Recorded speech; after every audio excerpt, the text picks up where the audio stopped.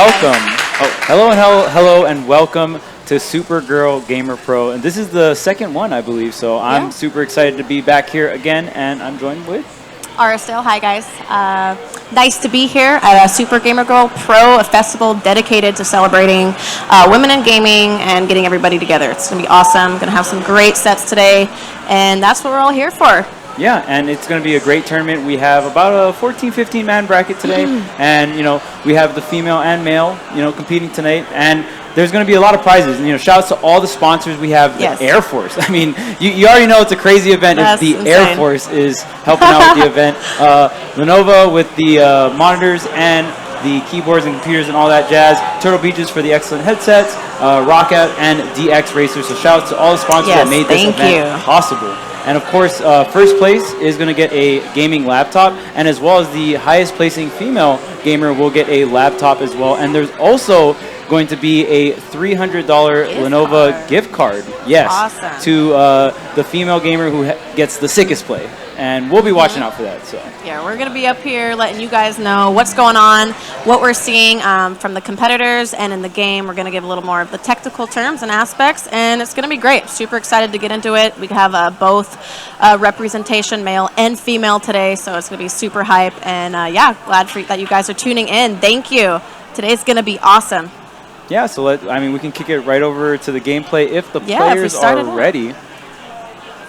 Looks like we do have Nachos. I am familiar with her in the gaming scene as well. She comes out, competes for a lot of events regularly, so I am familiar with her. And yeah, we're just going to go right into it. Here we go. All right. Yeah. And Nachos on the trainer? Yes, she's Pokemon trainer. Yep, and trainer, very popular character, honestly. I mean, it's really cool, right? A lot of people can relate with Pokemon. Gen 1 Pokemon are really cool, especially, out of all the starter Pokemons as well. Squirtle's such a cute little guy. Squirtle, we got Charizard going on, and we got Ivysaur, which is actually probably the most popular that Pokemon trainers like to use. They like to utilize him around that 60-70% there. But looks like Nachos is just keeping out with him, really rocking out Squirtle right now, getting a good feel for him, and consistently holding neutral on the stage right now. This is looking already great. Oh, okay. Yeah. And that down smash is very, very good. Has very little end lag, and it's just such a great tool. And Ivysaur, usually the one that nets most of the kills on the squad. And right there's that falling up air, the up air and the down air. Very devastating kill moves for this Ivysaur. Yeah, it has such a wide, large hitbox as well. So that move is definitely going to kill around. Even that 110% pretty early. But yeah, we are going to see the switch back to Squirtle here. Usually like to see that 0 to 50 combos going on if she gets a grab here. But yeah, Luigi doing some crazy stuff on the stage here. Yeah, right now Luigi, a little trouble getting something started here. Honestly, just Nacho playing so well, Nacho, especially with Squirtle as well. It's such a... You have the low percent combos, but on top of that, Squirtle is just so great in the neutral game. Squirtle is so quick, nimble, very hard to hit because of how short Squirtle is. But wow, again, Ivysaur nating that kill. Yeah, definitely. Here we go. And already she's still holding 3 stocks here. She's kind of dominantly holding the ledge here, waiting for his get-up options, trying to make some read here or react. And as well, Ivysaur is one of those characters that's great for ledge trapping and edge guarding off stage. So this is definitely a scary situation, especially because Luigi only has 1 stock left. So it's looking a little rough here, but let's see what happens. Yeah, and Luigi is just put into a situation where he just really has to make some kind of risk, get this stock, but right now it looks like Nacho is not stopping. The onslaught with this Ivysaur is still continuing here. The forward tilt gets the hit, but it's not quite the killing blow Luigi needs right now. Yeah, and Luigi also has really limited recovery options too, especially off stage. Just going to throw out the Flare Blitz. Oh my goodness. Yeah, sometimes you got to do it to him. Yeah, you definitely got to style with Charizard a little bit. Yeah, and that Flare Blitz, a very, very powerful move, but it does come at a cost, right? Does damage to yourself, just like in the Pokemon game. Yeah, and that's the one thing I love about Smash. There's so much attention to detail from the video games they're brought into. So just the little things like Flare Blitz doing damage to yourself from the actual Pokemon games, that's a real thing in this game as well. And then, yeah, on top of that, just doing a really, really great job closing out. Not even losing a single stock from Nachos. Very, very She's dominant holding the game down for sure. And kind of like you were saying too, that move is super laggy, but Charizard's actually one of those characters that's not represented a lot for Pokemon trainers. So I like to see it. She's utilizing everybody. This game has a lot of characters. Super great cast too that we have everybody in this game. So it's awesome. And here we go, game 2. Right, because I mean, let's be real. There's Pokemon trainer players, and then sometimes there's like Ivysaur players. You know? Yeah. Like Soul Ivysaur. Like you definitely only be playing Ivysaur. Yeah, and maybe you'll see a Squirtle like here and there, but right. Poor Charizard doesn't get any love. Yeah, so Charizard needs some screen time too. He does. He definitely. I mean, you could. He's arguably the most popular one. Really? Well, No way. just like in like. And the like Pokemon. Just in itself. general, yeah, definitely. Charizard is a very popular Pokemon, but he doesn't get too much love in Smash, man. He doesn't. He's just chunky boys. Those heavies, man. Tank it out and up smash. All right, but we are seeing Kalos here. Speaking of Pokemon, this stage is actually represented in the Pokemon series, so this is also really cool to see. I like that we're kind of getting all this. Ooh, okay. Wow. Luigi. If I feel like if he would have pummeled a few times, that might have ended up taking the stock. Wow, what a turnaround though. Yeah. Not even taking a stock to like coming back, swinging in game 2 and just taking the first stock like that, Luigi. Yeah. But wow, really good stuff from Nachos. Just that dash back forward smash. That's a great option, right? Dashing just so strong in Ultimate.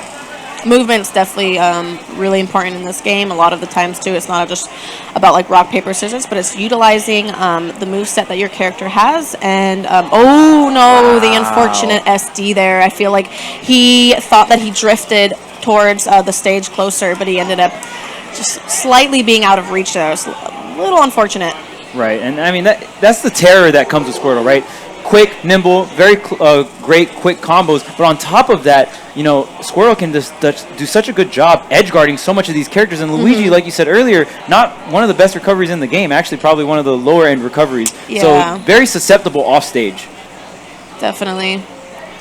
And I like the use of down smash coming out from Nacho as well. Not like the most popular Ivysaur move, doesn't really kill, but it does cover a lot of area. Yeah, she's like utilizing like the vine part of it to kind of like extend the hurt box there. So she's actually getting those hits at the stage there when Luigi isn't like up being right away, or like his recovery isn't the best. So she's utilizing a move that we don't even see being represented as much. It's crazy.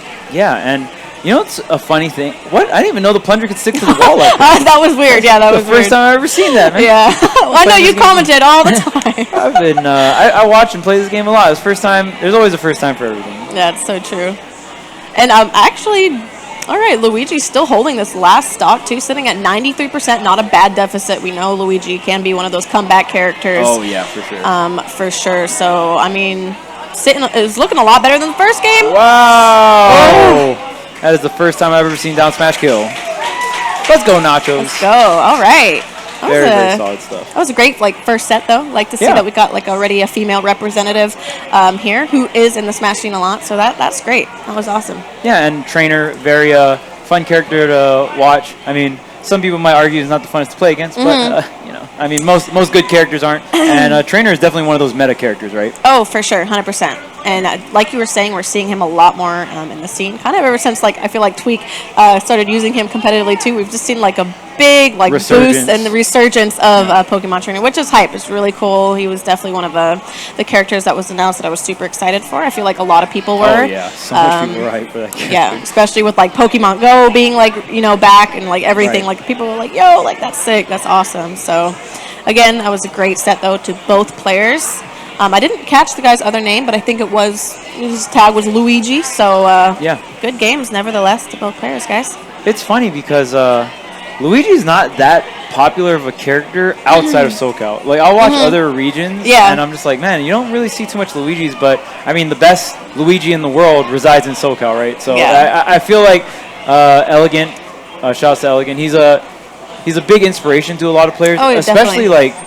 He was so good in Smash 4, and then in the beginning of Ultimate, he was kind of getting bopped, right? And then he dug deep. He was thinking about switching to other characters, but he just stuck it with Luigi, his tried and true. Yeah. And now he's, pretty much back on top in terms of his placements and stuff. He's gone really, really far with sticking with the character that everyone pretty much told him to drop.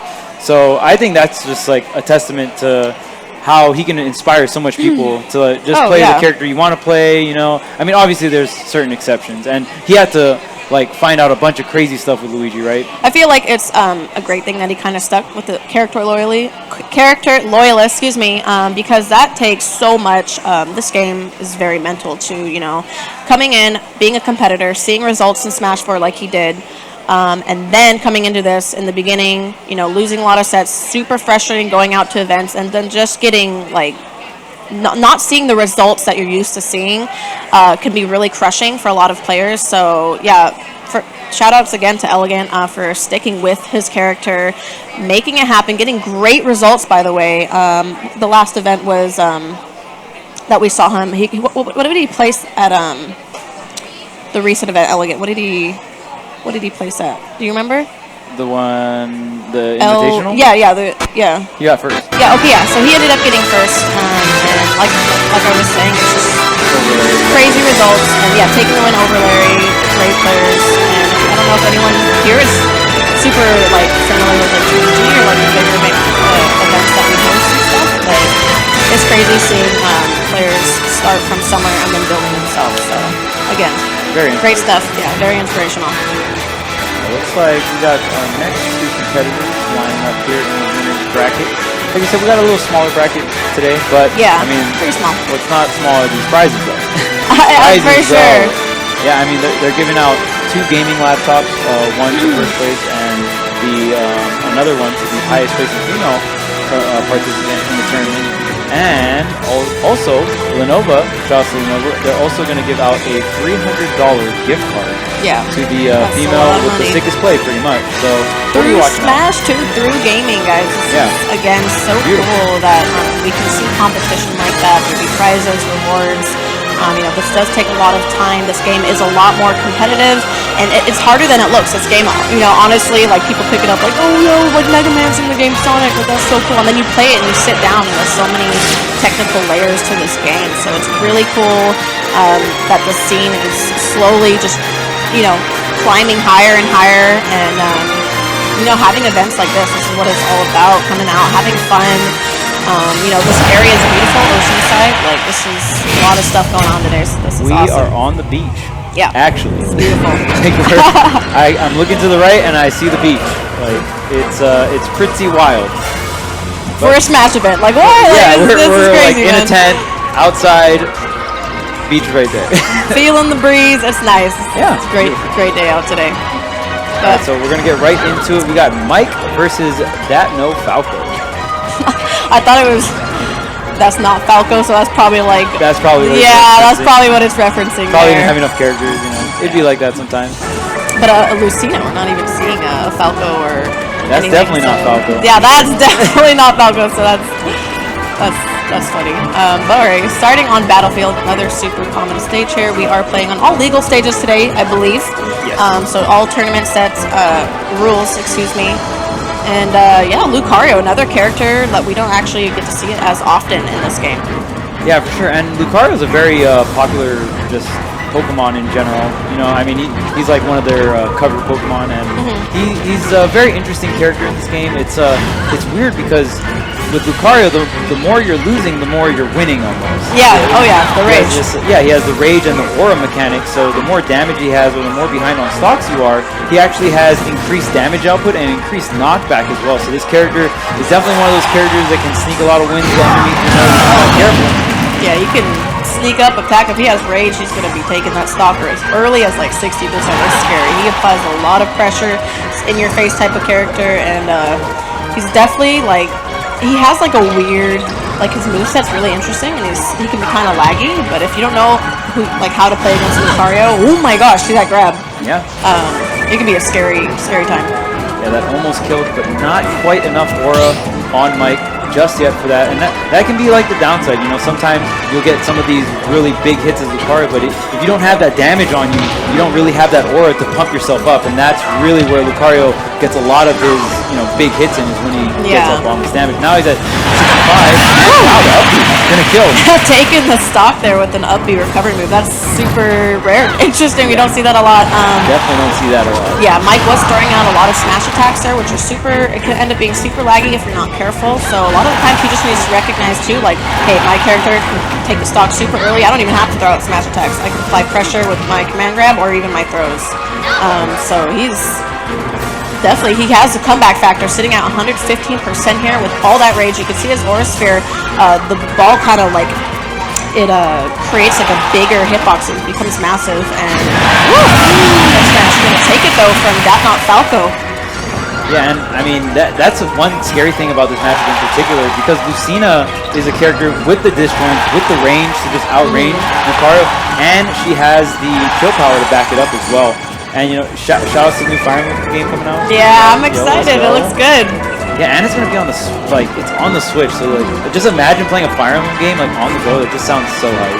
No, it does. Fire Emblem is a fantastic series. And there we go, closing it out with the back air there. Like to see that. Pretty much even again right now. One stock to one stock here. Mike bringing it back. Yeah, exactly. And I mean, like you said before, the moves for Lucario sometimes aren't the quickest. You know, he's got like forward air in there, but for the most part, you gotta land those really big, meaty hits. But Mike was able to squeeze it out, hit that back air, and that back air is devastating. He is so strong. Oh yeah, he has a lot of killing potential. He's one of those characters that kind of sneaks up on you there. But here we go again, 78%. We've seen this before. Mike's no stranger to the comeback here, but That Not Falco applying a lot of pressure right now. Oh no! Yeah. And I mean, that's unfortunate. Yeah, you want to like usually curve it around, so you probably wanted to either go for ledge there or try to go on stage. But if you go on stage at a certain angle, you have no lag. So that's probably what he was going for. But he just kind of hooked it around a little too early. Unfortunate SD, and that's the crazy thing about Lucario. The more aura you have, the longer distance that goes and the more control you have over it. So it actually gets, it's a better recovery, but it gets like harder to use the more percentage you get.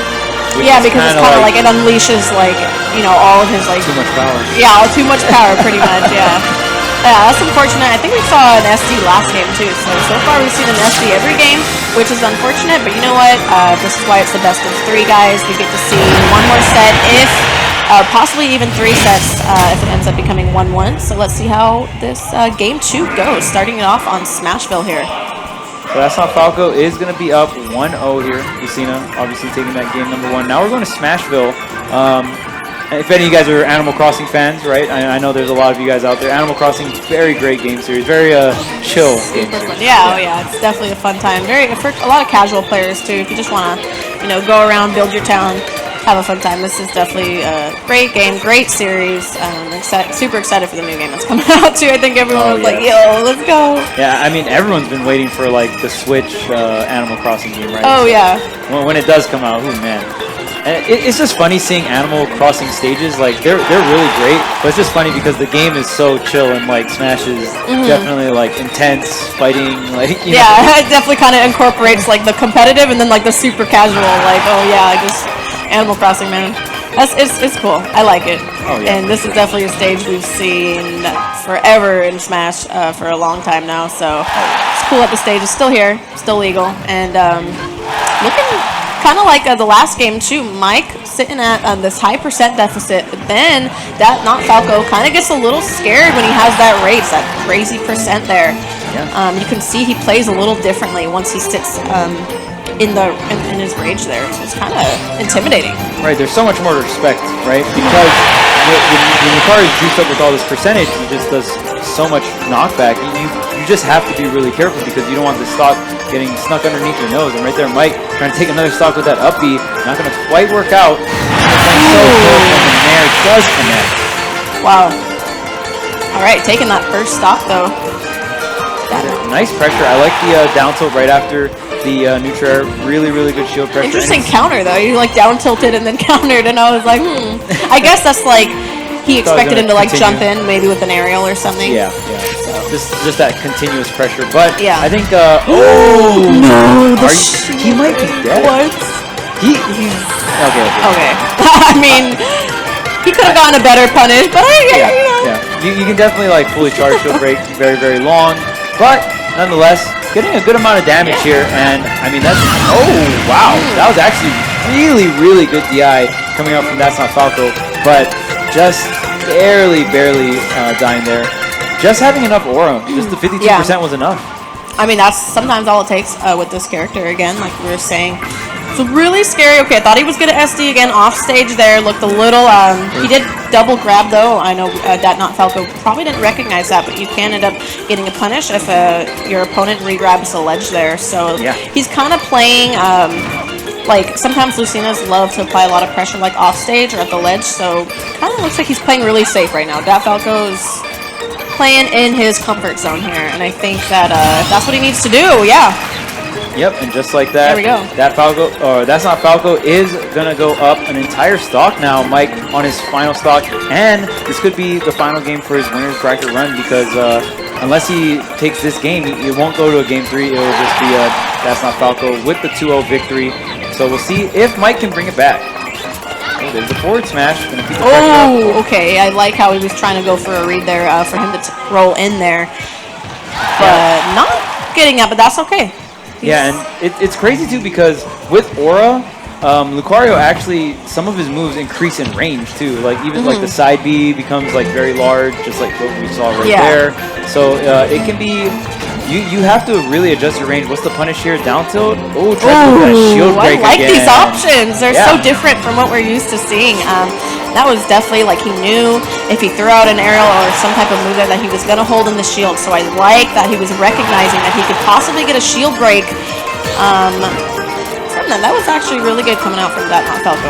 Oh, that side B. You see that cinematic as well. Lucario is back in this game, 100%. But like we said, Lucario, one of the comeback characters, gets more damage and more knockback the more percent this character has. Okay, baits out the counter, really good stuff. Lucina still keeping the pressure on. Yeah, that counter is so risky because it's super laggy and it's basically a free punish for your opponent if it's a missed opportunity there. Oh, and here comes the smash attack coming out from Lucina. But wow, that one counter did 21%. Yeah, that's ridiculous. And with all this rage, Lucario is a character that can get a kill at like 50, so you got to be really careful. Oh, but wow. All right, man. Well, that is definitely one way to end that. And, explosive set for sure. I like all the options that we were seeing there. Yeah. From both players. That's great. That forward smash is so powerful. Even we see Lucario get hit at like 150 to that forward smash. He like pretty much teleports off the map. I know, he's gone. He's just out of there. So very nice match coming out from both our competitors. Lucario, Lucina. Definitely Lucina a much more common character in the metagame. Yeah. But like you said, Lucario not too representative throughout the current Ultimate meta. In Ultimate, yeah, for sure. Lucina is definitely one of those characters too. I feel like she's very vanilla. A lot of people like to pick her up because she's easy to use, but at the same time, I feel like she's very hard to master. It's kind of like how I feel like Sheik was in Smash 4. Really great player, but it's really hard to learn the technical aspects of that character and master them. So I like to see it though. Lucina's always a fun character. She's great to use, especially if you're starting out too. I think she's a great character to pick up and try out. How to get familiar with the game too. And yeah, Lucario's just one of those characters, man, that's like, he feels so different compared to like everybody in the game. So it's like, definitely got to know what you're doing with the character who has those crazy different options. He's fun. They're both fun characters for sure. Yeah, that's the great thing about Ultimate, right? Like, there's so many characters that just feel so unique. Oh yeah. You know what I mean? And it's just like, obviously there's characters that are very similar to each other, like Echo Fighters and all that jazz. But for the most part, every character just feels like they have their own niche. They are very unique. They have a bunch of unique tools that are only accessible to them and stuff like that. There are some exceptions, like some sword characters have like some similar tools and stuff. But even then, like a lot of sword characters have sword tools, but like different kinds of sword tools. Yeah, definitely. How fast they come out, different kinds of ranges, and all that stuff. Definitely ranges, like kind of like what they're going for. Kind of like you said earlier too, Lucina. A lot of the swordy characters have that disjointed sword, so that comes in handy in a lot of matchups as well. And yeah, there's Fire Emblem series, big fan. So that's really cool. They have Ike, Marth, Lucina, Chrom. I was so happy that Chrom was in the game. So it's they finally added him in. Yeah, and that was, everyone was so excited when Chrom was announced. I was all the girls were like, ah! Yeah. Finally, Crawl. Yes, it's awesome. So, looks like we have another female representative though hopping on the stream here. Like to see it. Let's see if we get the tags popping up here. And another player. I like the Nintendo Switch hat. I'm digging that. Yeah. Looking fresh. That's, man, those are so nice. And like those are such a the Switch like gear is so cool. Like I've seen like the Switch backpacks, the Switch hats. Like Nintendo makes some crisp stuff.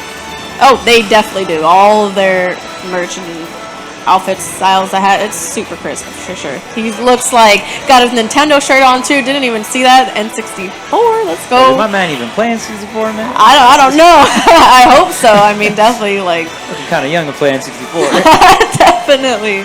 Parent probably got that, you know. Probably. I respect it. My parents and my sisters got me into that when I was young too. So it's definitely like N64 was definitely the console to be playing. Yes, I thoroughly remember my younger years playing N64 as I was a child. It was a very amazing experience. Nintendo's has always been bringing out great games and rare games too as well. I've played so many.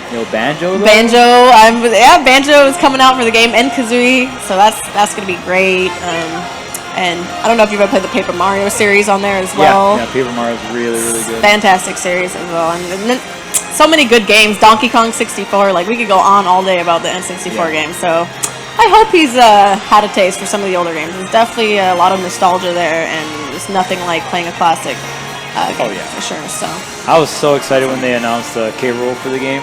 I was super excited. I wanted him to have Claptrap, like his little like a little taunt or something where they would, because you know when in Donkey Kong 64 it like sits in his throne and then he has a little Claptrap right here. And he's just petting it. Yeah, that was. I actually used him when he first came out, and nobody knew like what to do. They're like, "Oh man, he's busted, K-Rool! Like, what is this character?" Like everyone was so mad, and then they found out like later on, like, oh. He's not that great. He's not. Unfortunately, he's not that great. He's still a great character to use, and he has a lot of like great options and tools. But just one of the slower characters, you know. Yeah. So. Yeah, like most heavies. I feel like they did a really good job designing him.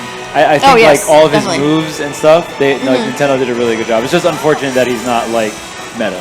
Yeah, but for competitive. Right, for competitive. Yeah. But like Nintendo Baseline did an amazing job bringing him into Smash and making him feel like K-Rool. Yeah, definitely. His taunts too. He's definitely mean. He's fun. He's fun for sure. He's definitely one of those villains. Yeah, I actually love the villains in this game. I think it's really cool. We got like Ridley in here too, representing. Yep, Ridley came in.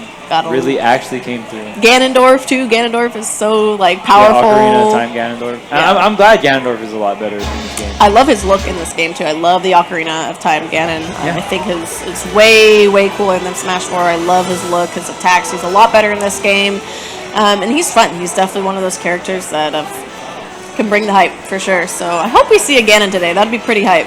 Oh yeah, for sure. And it's definitely one of those characters when you're playing or even when you're watching. It's just so satisfying to get the hits, right? Oh yeah, you're like bam, forward air. Yeah, when you hit the nair or the fair, you're just like yes. Something about it. It just feels so satisfying. Oh yeah, definitely. He's a heavy hitter. Take those early stocks too, as we know heavy characters do. They are a little slower, a little laggier, but they have a lot of killing potential, especially early stocks, and they can be upset characters for sure. It looks like we're waiting on something here. I'm not sure what we're waiting on. I think we're putting in no, not putting in tags here. I think we're all good. Oh, okay. Okay. Waiting on a controller. Oh, for him, what yeah, we should get him a controller here. All right, there we go.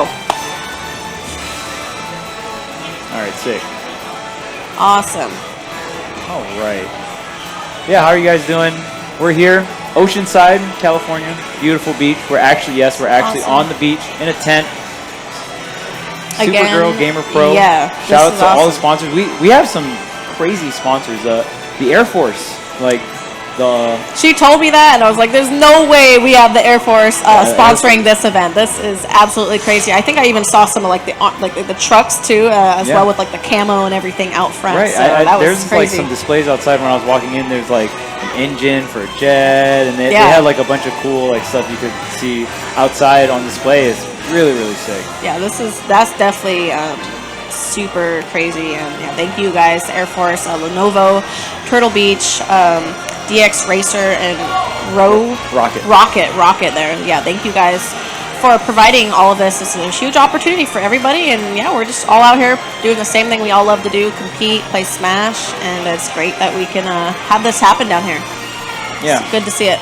Yeah, shout out to all the sponsors making this event like a thing. You know what I mean? It's just so fun that we're able to gather around and hey, we're talking about K-Rool. I was just about to say, hey, when you're done talking, I was like, here we go. Speaking of K-Rool, so we got Kelly on the. Well, I feel like Kelly. So she, the girl. Yeah, so she's the Falcon there, and then we got PP Poo Poo, the K-Rool. Must be definitely a K-Rool name. Yeah, definitely a meme name for sure. But yeah, here we go, starting it off. We trying to get the Falcon punch. Yeah, right. We definitely going for something super ham there. But yeah, another great stage. Love seeing FD here. Great music, and honestly, Kelly Bubbly holding this first stock, only taking 21% here. Looking up. And that's the one thing about K-Rool's crown. You can use it against him. Right now, Jake in a very tight spot here. Oh, what's the punish? Just the crown slap once again. Wow. Just going to throw it at him. Hey, you know what? Don't drop this in front of me. Don't even be using it. I'm going to throw it right back at you. I will use your crown against you. I am not afraid. Definitely not afraid. So right now, Kelly just doing a really good job keeping all the stage control, even with the walk back as well. Okay, really good down B as well. Right now, K-Rool looking like he's in trouble, and there's the Falcon punch! Oh! Wow, this is actually not looking great for K-Rool here. He has to figure out something here. Yeah, K-Rool's getting kind of beat up right now. Oh, poor K-Rool, man. Oh, I know. He's such a fun character, too, to utilize, and we're definitely not seeing all of his options being thrown out here, so... And right now, Kelly with the knee as well. All right, Kelly and Jake here. All right, Jake, let's see something happen here. Hold it. All right. Oh, the taunt coming out from Kelly here. I like to see that there. A little bit of a flex going on, but low-key. A little bit, yeah, a little bit here. Oh, wow, that up smash actually hit. Ooh, Jake almost getting that down air. So there's another Falcon kick, and right now Kelly still going in. The up smash is going to close it out here for Kelly. Very great performance on that Captain Falcon. Captain Falcon, I feel like there's like no F-Zero games coming out, so I feel like Falcon's just like a Smash character. He's like the mascot of Smash. Yeah, he just he definitely represents, like, I feel like America Smash, like definitely like 100%. If everyone has to have like a pocket Falcon for sure. Oh yeah. Which is cool, but we might see a character switch. Okay, well, we went way up the tier list. We definitely hopped way up. Definitely Jake probably playing, I think he's top 3. Inkling's probably a top 3 character in the game. I know a lot of people think he's debatably the best in the game, but I feel like his movement options are great. He has his Splat Bomb. That right there too, his jab is actually crazy because it inks you, and it does, if you have, the more ink you have on you, it does extra % as well. So Inkling's one of those tricky characters. Yeah, very unique mechanic coming in from Inkling. Of course, if you ever played Splatoon, the whole point of the game, it's like a shooting game, and you just shoot ink all over the ground, and you try to ink up the area, you try to ink up your opponent, right? And that's the exact same thing that Inkling tries to do in Smash Brothers. Yeah. Definitely cool that they're utilizing all of, how the character is, how, like, Splatoon itself, like how the characters are in the game.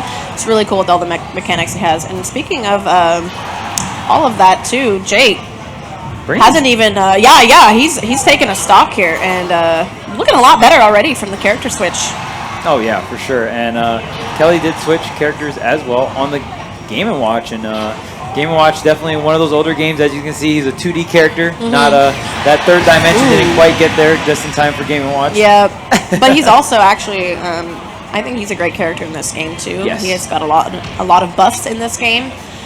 And I like that Kelly was able to recognize his get-up option there from the ledge, read that with the down smash, and ended up taking that stock, making it even here. This is actually looking a lot better than the first set, and I like to see Jake going ham. Look at how intense he is here, focused on what he's doing. I love to see it. Yeah, I definitely think this is Game & Watch's best aim for sure. And wow, that forward smash. Bacon to F smash. Did you see that? Yeah. And the crazy thing about the neutral B in this game, you can actually control where the bacons go now. In the other games, it was just random. So it's a great move. Yes, it's actually great. It applies a lot of pressure. Kind of creates the spacing too. A lot of the times, sometimes people don't know how to rush in, especially when you're throwing out bacon, or if you're a bigger character, hitbox. So I like that she recognized that, but it sent him up vertically and went for that F smash there. But all right. Kelly taking that second stock there. Yeah, what a turnaround we have on this the second stock of the game number 2, because it looked like Jake had the kind of the grasp of the game. He had the first stock. He was getting a good amount of damage, but Kelly with the turnaround, honestly, with the adaptation coming in right now. And now Kelly just kind of getting all this extra credit, getting all this damage. Those up Bs out of shield, very, very strong, and a quick option for Game & Watch. Oh my gosh, so she went, she had a grounding move there, and I like how she went for the 9 with the Judgment Hammer. You can see that's what she's looking for. But yeah, not quite, it didn't even connect there, the 7, it kind of missed. Yeah. But yeah, definitely Kelly is showing great adaptation here. And the up smash. Wow, yeah, really great stuff. You do not want to be above that move. It's very deceptive. Yeah. Moves, has great killing potential and actually has great range. Yeah, and there's also, Game & Watch does have a helmet on, so he does have some invincibility as well. Yeah, definitely. So it can beat out a lot of moves. It's a great anti-air, especially if you feel like someone's going to land on top of you with the hitbox. Throw out the up smash, kind of protects yourself, and you throw out a kill move at the same time. Especially for those characters that like to jump around or be above you, especially Peach too. A lot of the times when you're sitting above or trying to come in with unsafe aerials, that's a great move to utilize. And we saw it there, ended up getting her the win there on the 2-0 there for Kelly versus Jake. And yeah, we're actually seeing a lot of girl representation so far, dominating in the bracket. This is great. It's very exciting, and they're playing so well too. Oh yeah. So this is awesome. You gotta rep it, you gotta rep it. Yeah, and I actually shortly will be hopping up myself and hopping in as well. So that's gonna be really cool that I could be able to hop in and play with everybody here. This is gonna be a super. Yeah, it's gonna be fun. Yeah, I'm excited. Got our next competitors. Looks wow, yeah, we have a lot of females in the most today. Girls I've ever seen enter a bracket actually in Smash. Really cool. So it's great. That's another thing too, is it's always great for female players to come out and try out the game as well. It doesn't you don't have to come in and be a super competitive player.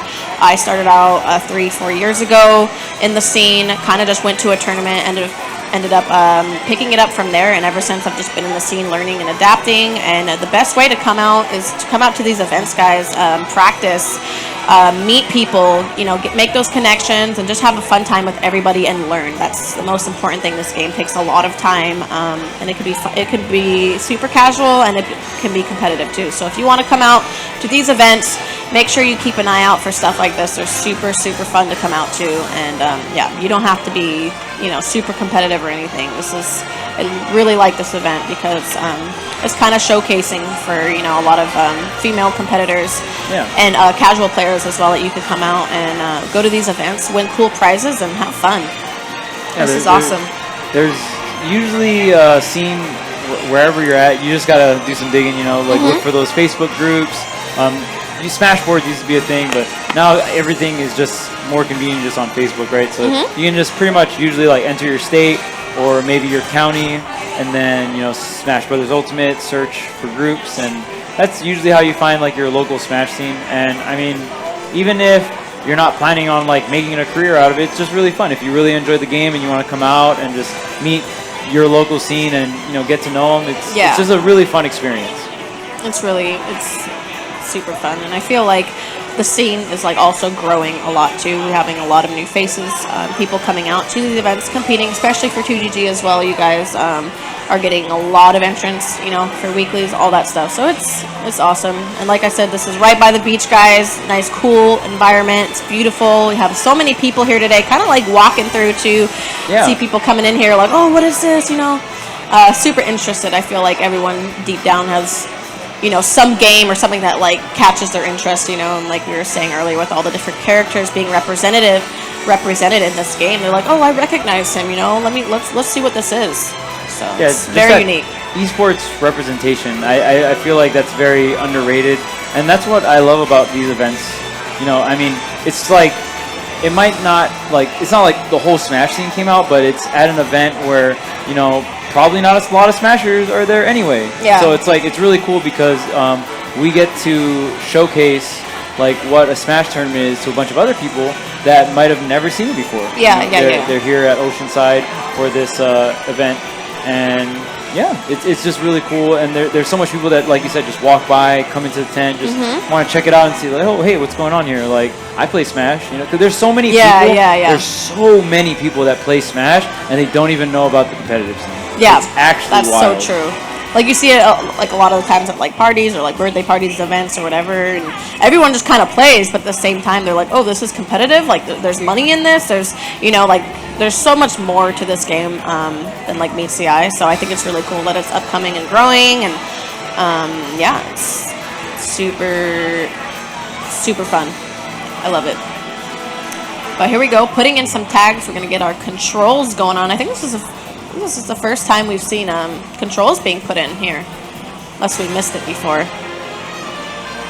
Yeah, oh, no, probably just like names, maybe? Yeah, maybe just names. I don't know if anyone's changing their controls, but that is an option in this game as well.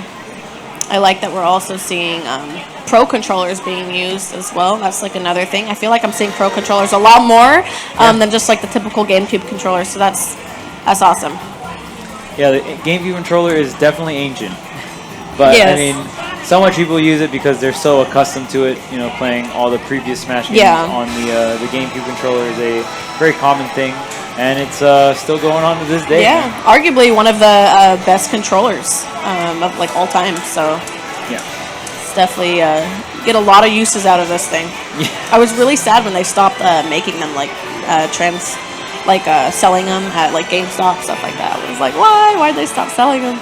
But yeah, it sucks. They're a little harder to find now, you know? Yeah, like, even if you go on like Amazon or eBay, they're like $70-80 a pop. Yeah, they can get a little pricey. But they do last a long time, you know, if you take care of them. And they're great, especially if you're coming out to events and competing and you get good. You win your money back through like an event, so. Oh, yeah, for sure. Oh, yeah. And like the Pro Controller is pretty good too. There's a good amount of competitors that use the Pro Controller. It is wireless, and sometimes you can get the syncing issues, or like someone that played on a setup like didn't desync, and it's like but other than that, it's a very solid controller. Yeah, I'm trying to remember his name from Smash 4. I remember he used like the Wii remote, like the nunchuck. No, I don't think it was Tear Bear. Well, I know Tear Bear used nunchuck. Yeah, he for sure did. There was somebody else who used like nunchuck and stuff, but I was like, what? That's crazy. I love to see all the different controllers and how they even use them. All right, so we got Ian on the Joker. Joker, very recent character that just came out. Actually, the most recent character that came out. Everyone was super excited for Joker, right? Oh yeah, yeah. There we go. A lot of excitement for this character, and Arsene as well. That is, I feel like Arsene's a huge game changer for Joker as a character, especially that right there, his counter there. Best counter in the game. Yeah, best counter in the game by far. And Arsene's actually super strong. He has a lot of kill potential and a lot of range as well. So if we do see Arsene come out, the SP gauge meter charges up a bit. I'm sure we'll see a lot of cool stuff being thrown out. And of course, Becky on the Young Link, returning character from Melee. Everyone was excited to see this character come back. I mean, there's so much, and I mean, Majora's Mask, such a popular game, definitely up there on a lot of people's best Zelda definitely game. Definitely a classic for sure, yeah. And yeah, I mean, and Young Link is a very good character as well. We don't see it too much in like super top level tournament, but definitely still a very solid character. He has a presence still. Yes, yes, for sure. And I like actually that Ian used Rebel's Guard there, the counter, when Joker doesn't have Arsene out. That actually charges up his SP gauge meter, so that way he can bring out Arsene.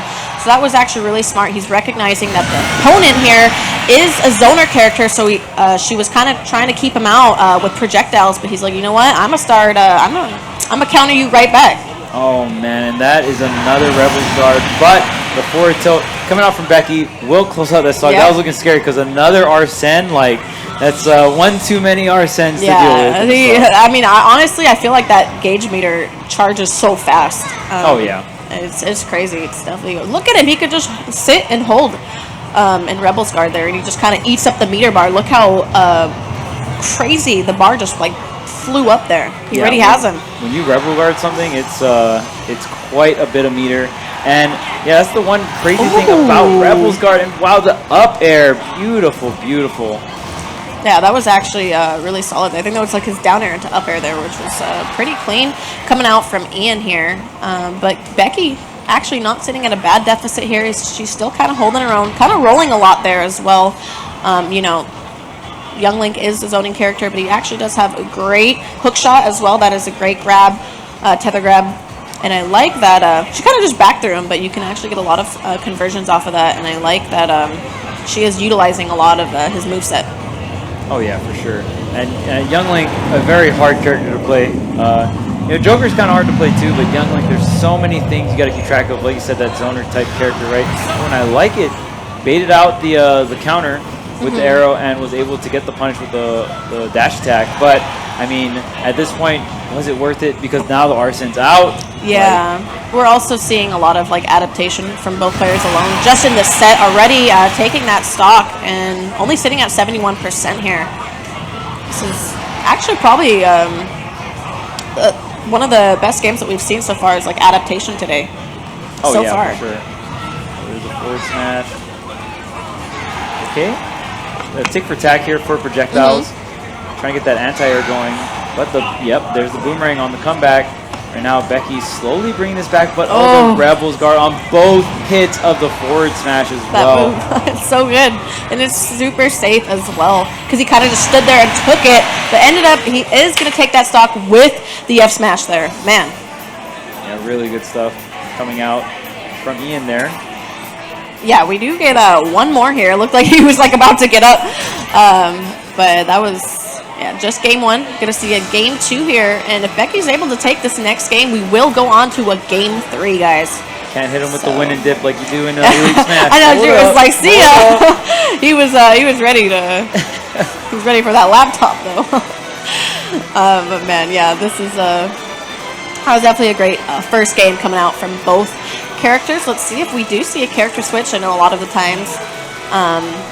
If you're not feeling the character you were just using, or if you feel like you have a better character for against your opponent, then bring him out. This game has about 70 characters, I believe. It's a lot of casts, so let's see if we get a stage switch.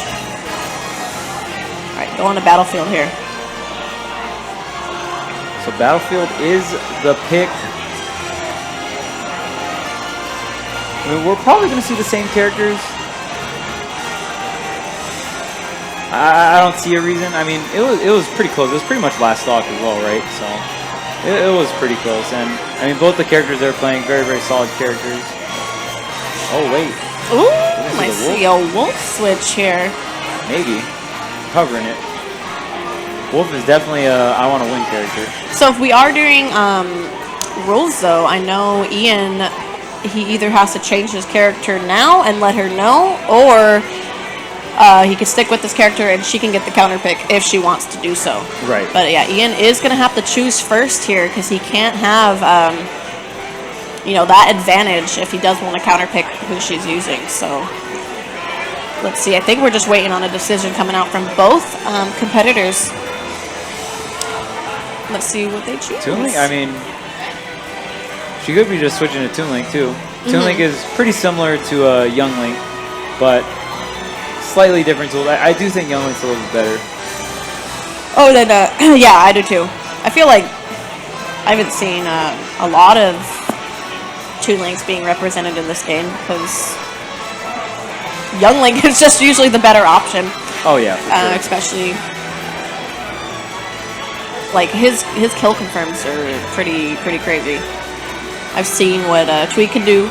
I've seen what Zan can do. It's definitely a lot more to the character than it looks. They kind of look the same, but they're very different. Oh yeah, they're so different.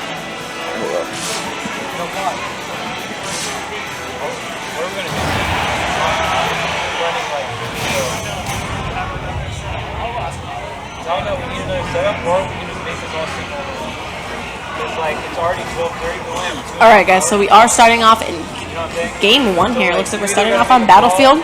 Looks like we did see a character switch though to regular Link here. This is Breath of the Wild Link, which is one of my personal favorite characters in this game. He's so fun, has crazy damage output and killing potential. And looks like Ian is sticking with Joker here. So let's see if we do see any character adaptation here from the counter pick coming out from Becky. But wait a minute, we got Link. Did he? He got a little older. Yeah, I was like, we got Breath of the Wild Link now. Oh wow, Ian with the down air and the Arsene down air at that. Like, yeah, you're going. you're by. That's like I've seen Arsene Dare kill like 30, 40. It's a very powerful move. So Ian looking really strong on this Joker. Oh yeah. Get these up air juggles here. Ooh, that forward smash almost connecting. He wanted to make some kind of big play happen before Arsene dipped, and Arsene is going to come back. Yeah, he's already almost back because of Rebel's Guard there. But yeah, he kind of like misspaced that there. We knew what he was looking for. Ooh, okay. I thought Ian was going to be forced into a teching situation there, but we did not get to see that. A lot of smash attacks being thrown out here. With the down air, the sword, the Master Sword going to seal out that stock. Ian going to lose his very first stock, but 2 stocks apiece. Ian definitely has that percent advantage. Oh yeah, most definitely. And also as well, Becky is looking at 170. A lot of crazy damage output and potential, like we were saying earlier, and he could actually take stocks pretty early. And one other thing too I wanted to mention, I haven't really seen Becky utilize the bomb yet. He has a new bomb mechanic where basically he can detonate it when he wants to detonate. So I'm surprised we haven't seen Becky throw it out to apply more pressure in the neutral game here with the bomb. Yeah, and that's definitely a tool that is very unique in terms of like just any Smash game. I know there was the detonating C4 in Brawl, and then Snake came back. But it's a really cool tool for Link because that was like the different thing, right? The bombs were different in Breath of the Wild, so I'm glad they brought that into this game. Yeah, I'm actually really glad they did that too. I know a lot of, arguably for competitive-wise, some players don't like it that it doesn't detonate on its own. But at the same time, I think it also could follow into a lot of setups and a lot of great plays if you are utilizing it right. So. Yeah, you can set up for a lot of cool traps and all that stuff, especially combined with some of Link's other setup tools like Boomerang and all that jazz. Oh yeah, you could get super fancy with it. So, well, there's Boomerang and the arrows too. We just haven't seen the bomb yet. And there's that forward smash, the 2-hit combo. Becky closing it out with Link. Now 1 stock apiece. Can she bring it back? This deficit is looking quite grim. Just percentage-wise, but we're on the same stock, so you can make anything happen, right? Anything can happen in this game by far. Right when we say that, Ian's going to close it out with the F smash. Just throwing it out there, but I do like the good sportsmanship coming out from both players, having a good time, shaking hands. So that's definitely what it's all about. Yeah, great performance coming out from both players. And yeah, the Joker from Ian was looking so great, right? Yeah, it was definitely looked pretty solid. Definitely utilizing Rebel's Guard a lot to charge up his SP meter. We saw Arsene coming out like a lot in those sets, so that's definitely a huge game changer for sure once you bring him out. Oh yeah, and I mean, we saw so much Arsene because he like reveled. If he wasn't Arsene, he was Rebel's Garden. Like that's that's what he was doing. I mean, it's a safe option. You know what? Like throw it out. If you're not, if your opponent isn't adapting to it, then it's still continuously going to be safe to throw out. You know? Right. So, Exactly. I mean, yeah, he's definitely utilizing the character how it's meant to be played. If that's what it takes, you know. So yeah, and I mean, just getting that much Arsene's like Arsene is already like so powerful. So when you get that much Rebels guards, like the character low-key looks like kind of broken. Yeah, but, like, and then you have like the counter once you have Arsene out, and that's just like we were saying earlier, the best counter in the game by far. Has a lot of knockback and killing potential. So yeah, Joker's scary. He's definitely a scary character. We don't get this. I actually am surprised at the lack of representation from that character, but he is kind of coming out more. I feel like a lot of people are picking him up again. Leo's definitely getting great results with that character too. So oh yeah, for sure. Cool to see. Yeah, it's a very controversial character because everyone thinks he's like crazy busted because the best player in the world's playing him. Yeah, but it's like other than him, there's not too many other like players really getting results to his caliber. So it's kind of like Leo's is kind of godlike, you know what I mean? Oh, Leo is godlike, yeah. Right, so it's, I don't know, a lot of people are just like, oh, well, Joker's broken. I'm like, I don't know about that. Yeah. Like, even me personally, I don't even think Joker's top 5. Like, Joker's really good. I think Joker's like top 10. Like, I'd say top 10 for sure. I don't know about top 5, like you were saying.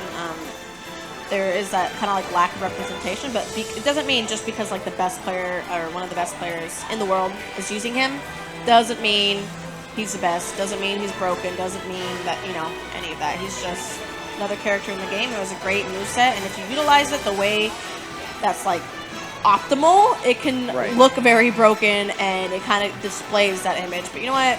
Leo's definitely a very technical competitor. He knows what he's doing. He knows what to look for. And he kind of learns, like, I don't want to say, like, I don't know. He's just God. I can't. Oh, yeah, for sure.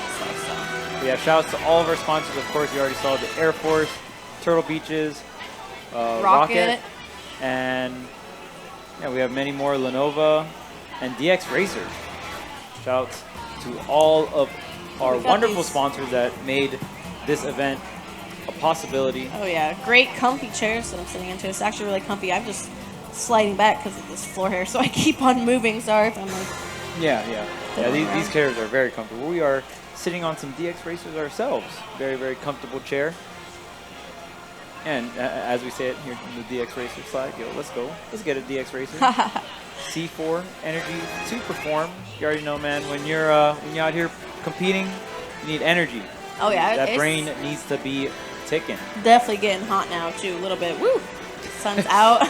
definitely on a beach. Hair's down. Yeah, it's definitely getting kind of like that moisture. Yeah. That air, that kind of like Florida vibes, getting a little sticky. Not dry heat, which is nice, but definitely a little bit of humidity going down. Yeah, and there's a bunch of tournaments here for Supergirl Gamer Pro. Of course, you guys are watching Smash Brothers Ultimate, but there's also some League of Legends and some Hearthstone coming later on today. So if you guys are interested in those games, make sure to stay tuned and watch all the goodness coming in. I see some Fortnite as well from Epic Games. So yeah, kind of like see that scattered around everywhere. That's super cool. Fortnite's another super huge competitive game as well. Also can be really casual depending on how you want to play it. So it's really nice to see all the different games being represented today. Oh yeah, there's a ton of computers set up. It looks like 30 computers with a bunch of different games, but it looks like the most popular game being played right now is that young Fortnite. Oh yeah, yeah, definitely, especially with Fortnite's World Cup happening today. I think that's live right now, so there's a lot. The duos is going on, a lot of stuff going down for that. You can watch your favorite teams and everything. Yeah, well, I think it's held in New York right now, actually. Nice. Super cool. All right, so it looks like both of our competitors are getting ready for their next match here. Are we doing best of one now? Are we continuing to just do best of 3? I think we're doing best of 3, but we might because of the time constraint, we might have to do single elimination. So, because currently we only have one. The one stream setup is we're playing everything. So. Oh, we don't have any other. I think they're setting up one more right now. Okay. All right, that's good. Where are we at in the bracket? Yeah. And this is scheduled to end at around 3 o'clock. It's like 2:40 or 12:40 right now. Yeah, this is yeah, we definitely got to get another setup, at least maybe even one more, because it's definitely going to take a long time to get through all of this, all of the matches here with one setup. So we got to get going here. We might have to make these best of ones. So we got Nachos, Rickster winning here. Oh, I'll be up in like 2 sets here. So we'll do some type of rotation in and out.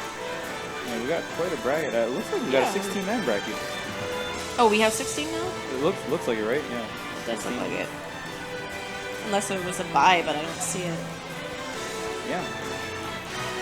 So we're trucking along here, Oceanside, and yeah, especially I feel like a lot of people that when they think of just like a tournament, right? They're just like, oh yeah, they just play the games, but there's like you gotta set up these controls and all that. Oh yeah. There's definitely a lot more downtime than a lot of people think, so definitely can sneak under you. For sure. And definitely too, like these brackets can definitely take a long time too. You guys could check that out, I believe, on challenge.com. But with 16 too, it's actually just it takes a lot longer than it seems. Yeah. We got one setup, but we do have the next game coming in here. Buff Boy and Table here. All right, so we're going to see another Lucario. Yeah. Probably the one character we saw twice today. So technically the most popular So character far, yeah. of the day, Lucario, up against Villager. All right. Villager, another. We're getting a lot of character diversity today. Oh, yeah. Which is really, really nice. It's really nice. Villager, too. Definitely another character that was used a lot more commonly in Smash 4. Not seeing too much representation from him in Ultimate, but like to see it. It's definitely another zoning character, and he has a lot of stuff in his toolset, like his arsenal. Like he has his tree, like his down B, he can plant the tree. He has his little slingshot there that you saw, which is his back air. The boxing glove. Yeah, the boxing glove. I was gonna mention everything, and his shovel, but this character has a lot going on. So it's kind of nice to see him again. Whatever happened to like Renai and all those guys, huh? Renai the GOAT, man. Yeah. He actually, when I was on the team to work on Ultimate, he like helped. Oh yeah. Develop it. Him and Earth, right? Yeah, and then I think Kirihara, or I know there's like 5 like pro Japanese players that helped with the development of the game. I think Umeki did too, which is cool. That's really nice. Yeah, no, it is. Imagine being able to like work with Nintendo, collabing, doing all that stuff. That's actually amazing. But hit him with the Harry Potter. Yeah, there we go. Up tilt's definitely gonna take first stock of the set so far. Oh yeah, and forgot the Lloyd there, bringing it out. Ooh, but the counter coming out from Lucario, very, very big hit, and wow, didn't even need the aura as well, just straight up killed. Yep. I mean, Villager was at a very, very high percent, so. The forward tilt going to keep this pressure on. Both these competitors looking pretty like hit for hit right now. Definitely, and bowling ball too. When you're above somebody or below like a Villager with that move, it's super scary if you're off the ledge or if they're on a platform. That is a very scary move if you're below. So gotta watch out for that. There's the grab, the command grab being the side B coming out from Lucario. Another counter back to back, but Villager will punish that with the plant pod. And I love that Villager's moves, they're so like from the game, right? There's just all these like little weird things that just are attacks. It's like, what? that grab that's a net, a butterfly net. It's crazy. Like who uses a bowling ball in a fighting game? Villager does. I don't know. It's cool though. It's cool to see him back in the game. I forgot some of the moves he had just because I haven't seen it in so long, but oh yeah, it's been a minute. Yeah, it's definitely been a minute for sure. Okay, directional air dodge onto the stage there. I like that. He kind of created a bit of a space there, wanted to get off, away from the ledge there. He didn't want to be put in a situation. Oh, the counter on the bowling ball. That is very strong. I'm honestly surprised that Villager's still alive. Yeah, Jessica holding her own here though. Yeah, definitely applying a lot of pressure. Looks like both characters definitely have a lot more familiarity of what's going on and how to use them. Yeah, right now Villager's still at such a high percent. The forward tilt finally going to take it for Lucario. Now we're one stock apiece for both our competitors. Yeah, that was actually really strong. Yeah. Taking out that stock. Lucario is scary character. Ooh, I like the up air and the triple turnip as well. Tries to get the bowling ball. Interesting. Maybe he thought he was gonna, she was gonna drop down there. Yeah. So there's the nair. It's continuous pressure. Oh, I like the attempt at the countering the bowling ball there. Yeah, but the one thing you can't counter is a grab. You got to watch out. One of the big counter plays to that forward air, and Villager just keeping the pressure on. There's the nair as well. Yeah, you definitely have to be careful with how much you're throwing out that counter as well. Like last set with the Lucario, it's super laggy, and you're oh, and we sniping all the way off the stage. The forward air will take it here for Villager. Yeah, Fair is definitely gonna close out that stock with the slingshot. It was a good edge guarding off stage there from. I forgot his name already. Well, I think they have it switched too. Oh, okay. I think so. So, yeah, that's what I've been saying, Villager. Yeah, from the Lucario then, yeah, or from the Villager, excuse me. Yeah, there's so much projectiles you have to just watch out for, right? The Void was set up, the slingshots were coming at you. What do you do in that situation? It can be really rough. Yeah, that's definitely super, like when someone's applying that much pressure in your face too, and sometimes kind of get flustered. And you're like, what do I do? My options are severely limited, especially off stage when you don't have a platform or a solid, stage to stand on. It's a big game changer, honestly. I feel like edge guarding and ledge trapping in this game is super critical to getting different results. Oh yeah, for sure. And Table doing a really good job just riding that momentum from game number 1. Table still holding all the pressure, holding all the chips, and grabbing these counters is doing so much wonders. Interesting. I don't think I've ever seen up throw from Villager. That might have been the first time I've ever seen Villager up throw. I think that was the first time for both of us there. Oh, tries to get the offstage slingshot, the offstage snipe. Not going to work out quite as well as it did that previous stock. What's the punish here? Tilt. Ooh, and the back air and Table. Time and time again, going to get these slingshots off stage for these stocks. Such a big deal. Okay. Up tilt. Up tilt, up air. Yeah, really solid stuff. And the umbrella as well. Ooh, the half water. Ooh. Yeah, and right there. Going off right now. Yeah, and right there you can actually not water the tree completely. So you can like half water it, and wow, so much damage. Table actually playing so well right now. I love the setups that he's doing and utilizing literally all of his options here, and even the axe, getting that axe in the tree ended up connecting there. That was really clean coming out from Table. Yeah, this is pretty wild, considering that the first game was one stock and if it is Switch, sorry. Yeah, yeah. So the first game was just so close, you know what I mean? And now Villager just looks like complete dominance coming out from Villager. Yeah. You know what I mean? It's just so hard for Lucario just to breathe. Yeah, might even look like a 3-stock here if Jessica can't figure something out here. Okay, on stage here, this is Lucario's chance. Lucario has the aura charged up. Oh, and the up tilt, not quite This is enough. so close. I love how focused both players are. They look so intense into what they're doing right now, this gameplay. Yeah, the counter is definitely working against Lucario here. Table doing a very, very good job of baiting out these counters and punishing accordingly. Definitely. Look at the dash attack. All right, all right. Yeah. You ain't 3-stocking me, that's what she's saying. Lucario.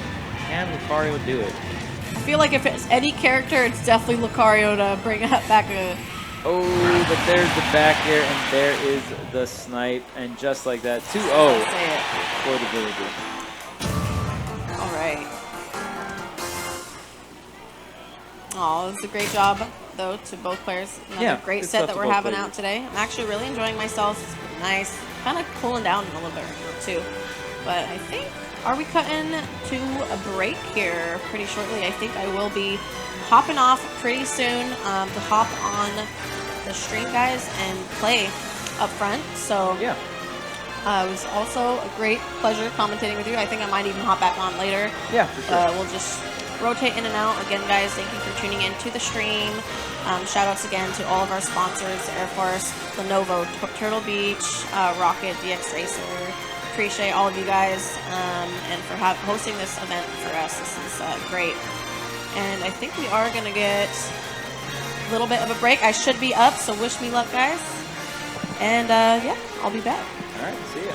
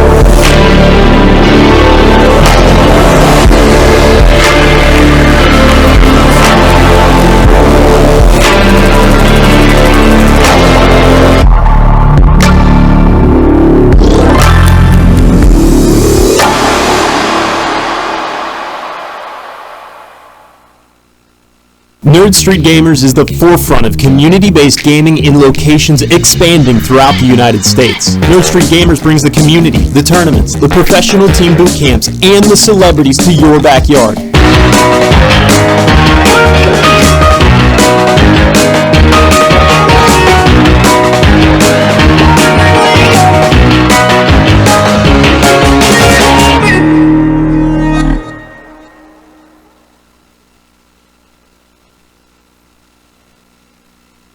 2018 was a big year for us here at Nerd Street Gamers, but it was an even bigger year for you, the gamers, the athletes, the casuals with aspirations to become better, bigger, become pro, and we gave you the opportunities with summer camps, boot camps, weeklies, monthlies, and of course tournaments. Tournaments with over $200,000 in prize money. We made gaming more accessible, not only in Philadelphia, but in Denver with a brand new 18,000 square foot state-of-the-art esports arena, and we've only just begun.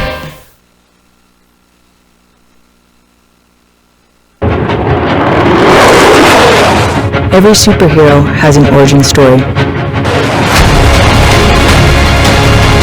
We all got our start somewhere.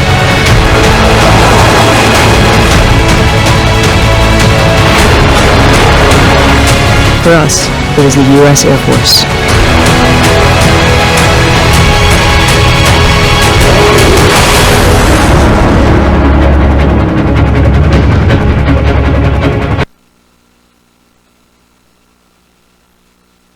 Every one of us starts out as a wide-eyed recruit, myself included.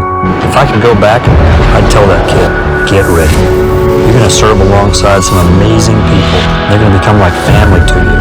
And together, you'll see and do things that will help change the world. That'll change you. One day, you're going to look up and be a better you. And this nation will be better for it too. I'm General Dave Goldfein.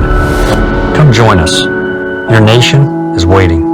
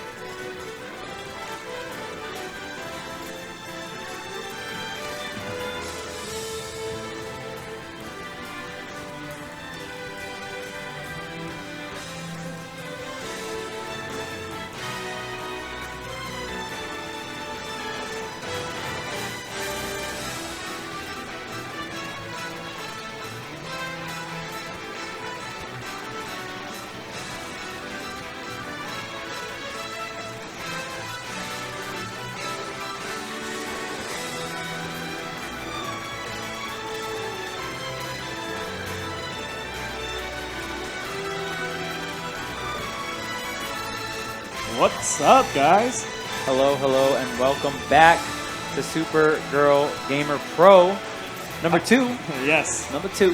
Actually, you were there at the first one, right? I wasn't at the first one, you actually. weren't? But it's pretty hyped, though. I'm glad to be here at the second one. Yeah, exactly. I mean, we have so many amazing competitors today. We have so many amazing sponsors as well. I mean, we got people like the Air Force, Lunova, Turtle Beaches, Rocat, and DX Racer. Those are some pretty hyped sponsors. Yes. I mean, it's crazy because there's all your standard like esports sponsors, right? So like DX Racer chairs and Lenovo with the the monitors and the PCs. Of course, Rocat and Turtle Beaches with headsets and all that jazz. But then like to throw the Air Force in the mix of that, like that's pretty crazy.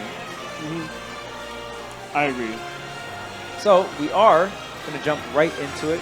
We have Arsdale, who is actually just commentating. She's been commentating this whole time. Yeah. So now she you guys got get to see her on the sticks. So I'll be taking over for a little bit. It is, yeah. Of course, got 2G Korean, myself, and I'm 2GG Kwan. all right. So we're gonna bring you the hype for this upcoming match, which we're jumping right into. It looks like we got Young Link versus the Ridley. Yes. Yeah. And I've talked with Arsdale before, and yes, she did. She does main Ridley. Looks like she's still maining Ridley. A character that can be really good when you're hitting somebody, but then not so fun when you're getting hit. Definitely like live and die by the sword kind of character. Right. And getting those 2 hits in, those can be pretty challenging. And when you're getting hit, I mean, Ridley's a pretty huge character. He can get hit pretty hard. Yeah, but those tilts, look at those anti-airs, Arsdale keeping all the pressure up, and Ridley just has humongous hitboxes. I mean, he's huge, right? So he's using his own body for the hitboxes. So stuff like down tilt, nair, just very large hitboxes. Right. But I mean, Young Link, he has all these projectiles, so even if you can hit with your body, you still got to get in first, and that can be challenging. Yeah, that's the one thing about just projectile characters in general. It can be really hard as a big body to just get in because you're so tall. So like there's so much of these projectiles that can hit you. It's a very even game so far. Oh, the single hit. Oh, but the up B, not quite enough. The follow-up, wow, uses the jump. Facing him down there. Not quite it yet, though. That's wild. Wow, I'm very surprised that did not kill. But that back air definitely will take the stock there. Very, very powerful move. Oh, but up smash is coming right in clutch. Yeah. Make an even game, just like that. That's actually crazy. It looked like Arsdale could have maybe gotten out because like the second hit didn't connect kind of thing. It looked a little funky, yeah. Yeah, it looked kind of weird, right? Like all 3 hits didn't connect.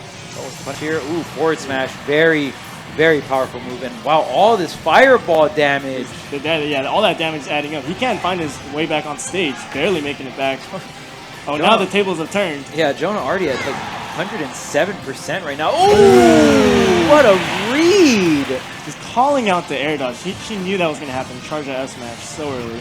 Yeah, and that, wow, all those fireballs are like 19 total from 0. That's a lot of damage. You can actually, hit Ridley before the fireballs go off. Try to call out a jump there. Another forward smash. Horrible situation off stage. Oh no, that's it. Wow, and the fireball gimp coming out. And Arsdale really just utilizing Ridley's fire. Yes. The neutral Bs got a lot of damage, set up for a lot of edge guard situations, and those forward smashes, very strong punishes. Yes. And it's crazy too because Ridley's forward smash is actually a very large hitbox, and he kind of like cranks back a little bit too, and it's so powerful. Right. We even saw there, Jonah was at a very like lower percent, but the forward smash actually sent him like so far off stage that it like really set up for the fireball edge guard. Yes. And then those fireballs are pretty tricky. They bounce around a lot. So when it hits you, you're just kind of put in this weird position. They don't send you far either, so you can't. It's so hard to recover. You're just put in this even worse lower position as you're trying to get back on stage, which makes it very useful for edge guarding. All right, so looks like we're going to stick with the Ridley. Yes, we are. Arsdale sticking with the Ridley, and Jonah, of course, sticking with the Young Link here, going into game number 2. We'll see what stage both our competitors have picked. And it looks like Pokemon Stadium 2. Stadium this time. All right. Coolest stage in the game, by the way. Soundtrack, amazing. I mean, I'm a super biased Pokemon fan, so. I mean, even if you're not biased, you gotta admit, all the Pokemon music is pretty tight. Yeah, it's really, really good, and they definitely didn't hold back in terms of like which music they used for, for the stage. So when the Diamond and Pearl with the piano starts coming in, I'm like, oh, the legendary theme. Yeah, it's so sick. But yeah, there's just so many good. Is that your favorite one, the Diamond and Pearl? Oh yeah, it is. Mine one, probably the Cynthia one. Oh well, that's pretty good too. Yeah, Cynthia one is good. That's in this game? Yeah, Cynthia. No, I actually didn't even know. That really? makes it even better. Oh wait, fireballs? Almost. Almost. It got the bounce right at the edge there. Right. I think she was trying to hit it like past the ledge. There's been a couple of times where Jonah really could have lost his stock for games, but he made it back every time. Although that is gonna do it. Yeah, but like at what cost? You know what I mean? Like he got hit up to like 150 from taking all that fireball damage, and then Aristel was just able to close it out with the dash tag. Yeah, it would have been good if he was able to make it back on stage and at least get a few hits in, but that was not the case.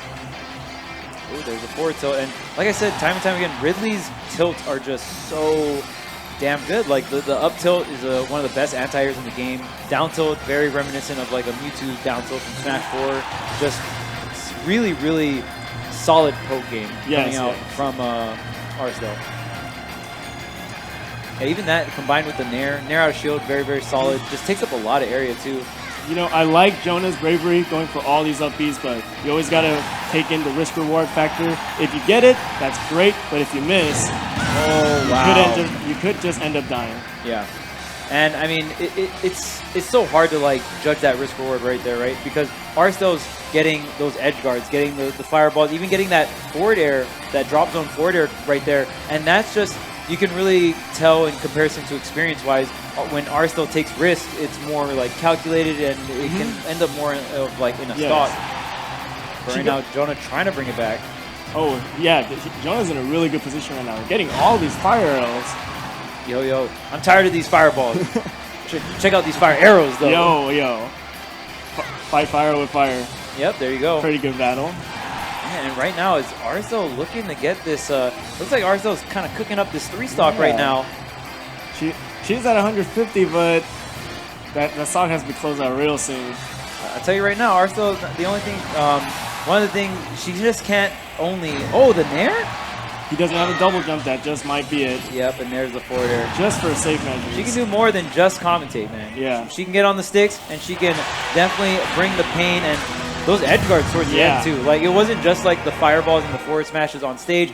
I felt like as the games and the stocks went on, Aristel got a little bit more confident in those situations and was able to go and close out some edge guards. Yeah, she was calling out double jump reads, calling out different options. So it's pretty good stuff. Yeah, and as a fellow commentator, I'm all about it when a commentator gets on the sticks and shows people what's up. Right. A lot of people think commentators are just. Of course. Yeah, I just want to talk about it right now. All right, for sure. It's a little touchy subject for me. No worries. And there she is coming back to the stage after her victory. So I'm going to pass the mic right back over to her. All right, sweet. So we are just going to get a commentator switch. Aristel going to jump right back on the mic. Juan has to finish running this bracket. There, I got it. Put these young earphones real quick.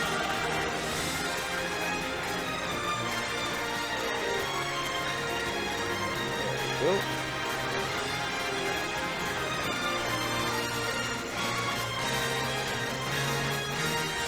But yeah, that was an awesome set coming out from Aristel. Of course, being a commentator, I'm always rooting, and this is a Supergirl gamer, so if there's a female competitor up there, I'm rooting for them, man. This is about them and just bringing out as much female gamers into a environment where it's like comfortable for them to compete, and it's really cool. They got a bunch of prizes coming up.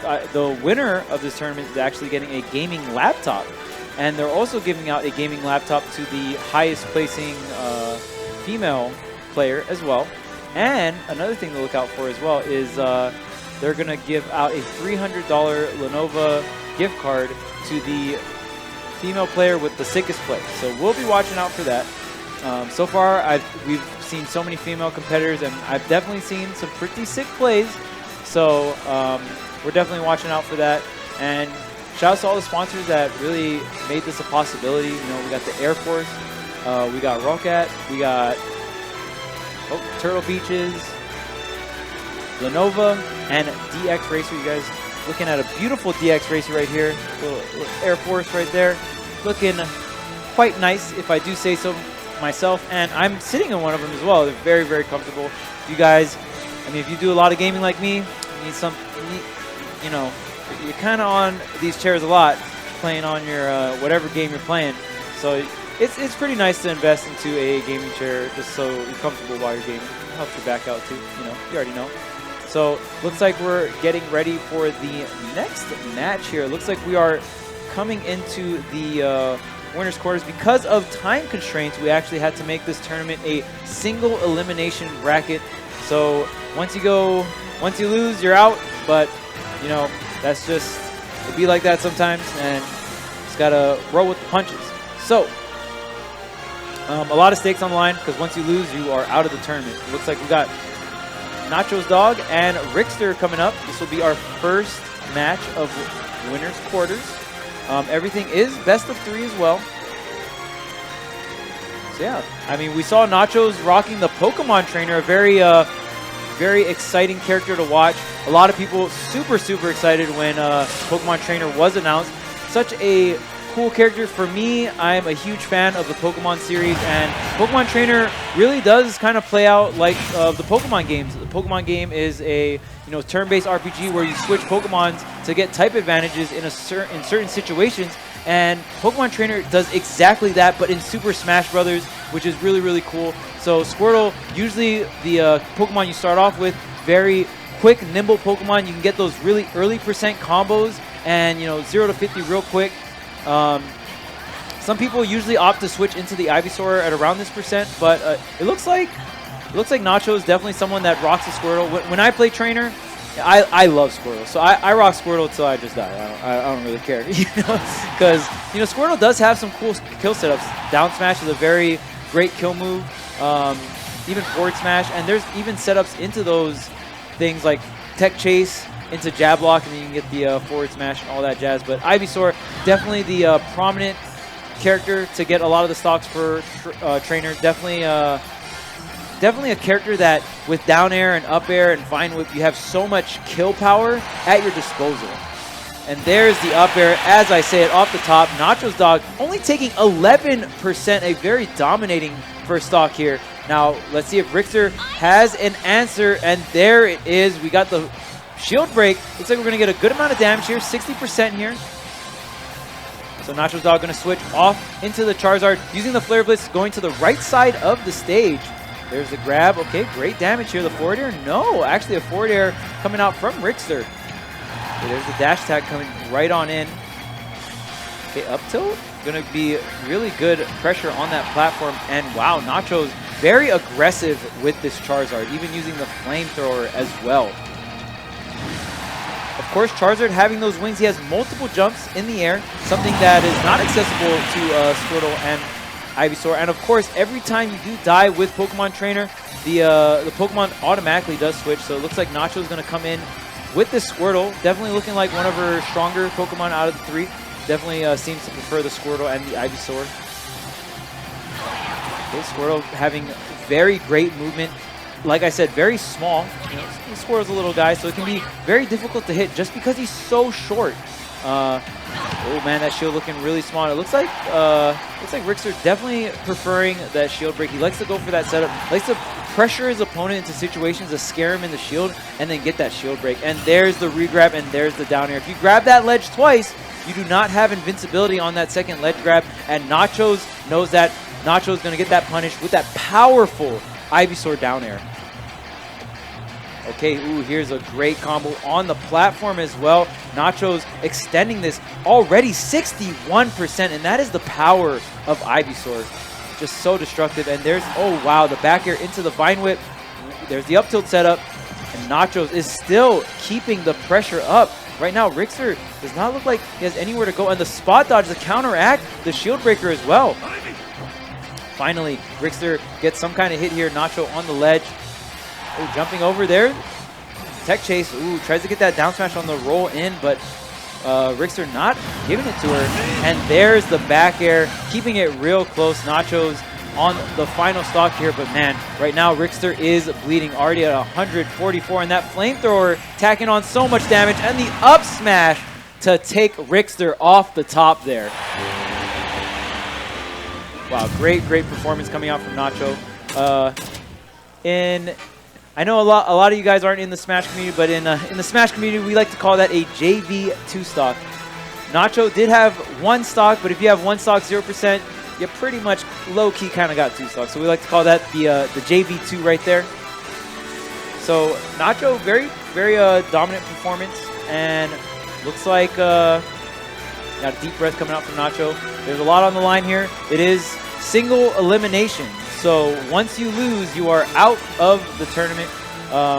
We had to make it single elimination because of the time constraints. Of course, this is ending at 3 o'clock. So this is definitely do or die here. All right, so it looks like we're staying with the same characters. Looks like both these players, that is their main. You know, there's some players that main a bunch of different characters, or you have multiple characters that you play with. But hey, what's up, bro? We got someone with 3 hats. What's up, man? What's up? What do you want me to say?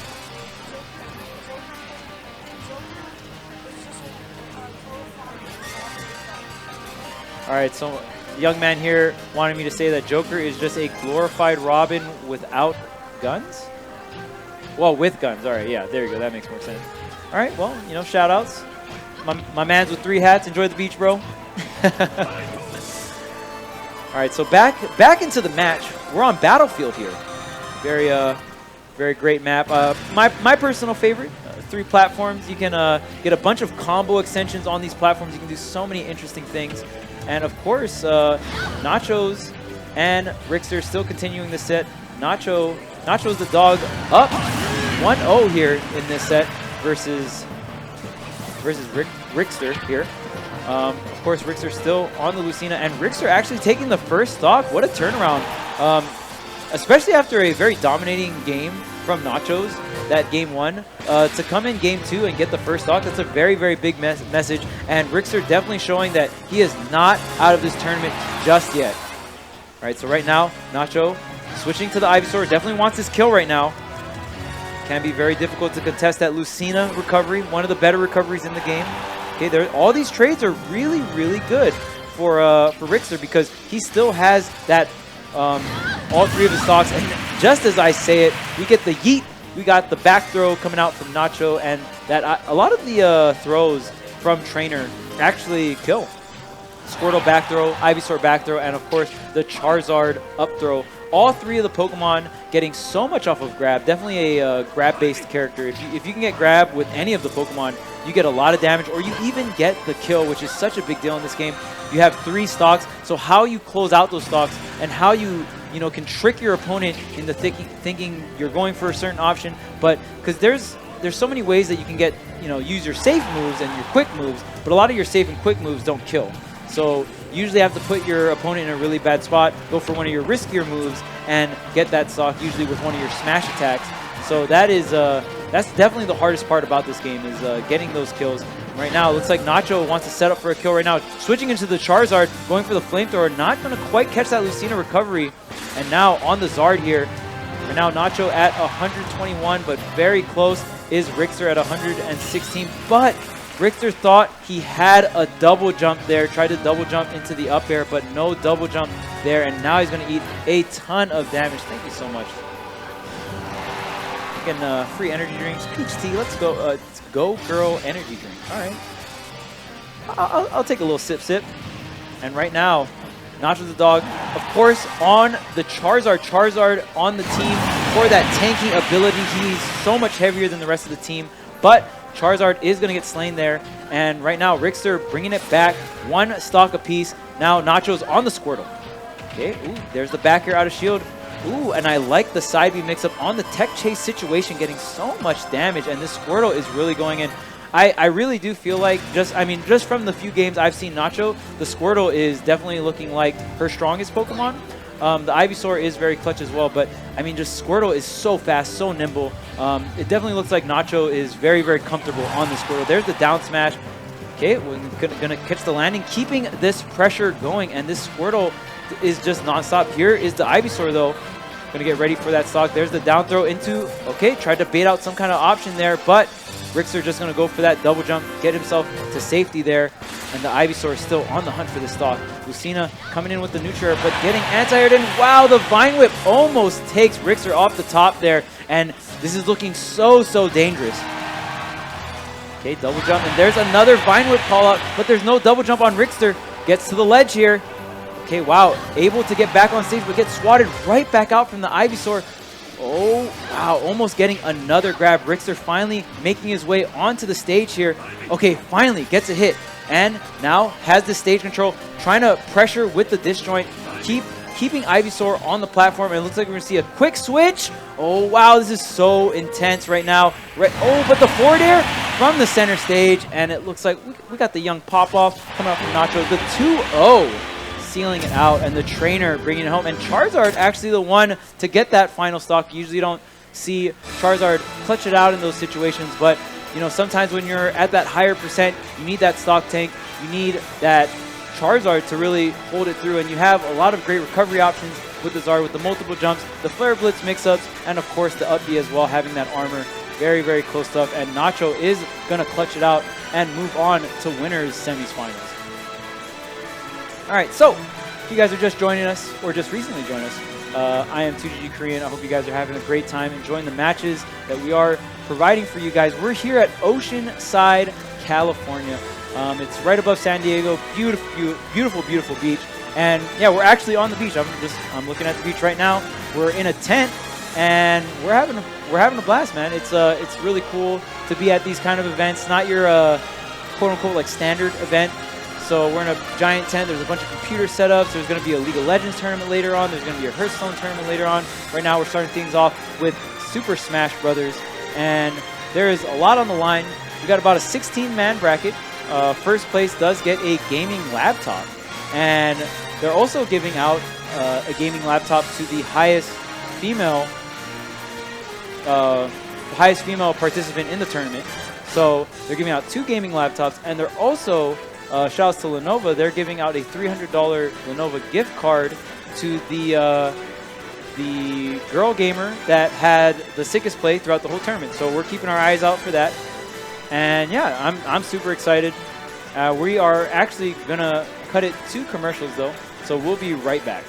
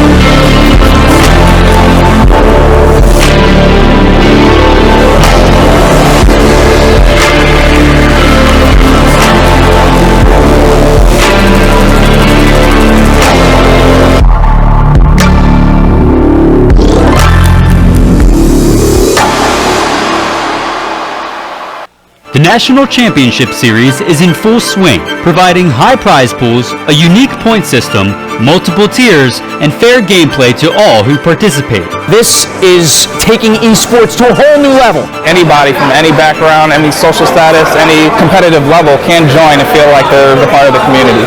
Prize pools reaching upwards of $25,000, a leaderboard, and a long list of perks. Competing in the NCS is where you want to be. The future waits for no one, so we refuse to wait for it. We're not just pilots and engineers, we are pioneers. Today, battles are waged in nanoseconds, and planes are piloted from the other side of the world. We turn night into day, and fly missions in space. The future's not coming, it's already here. This is the future. Join us and be the future.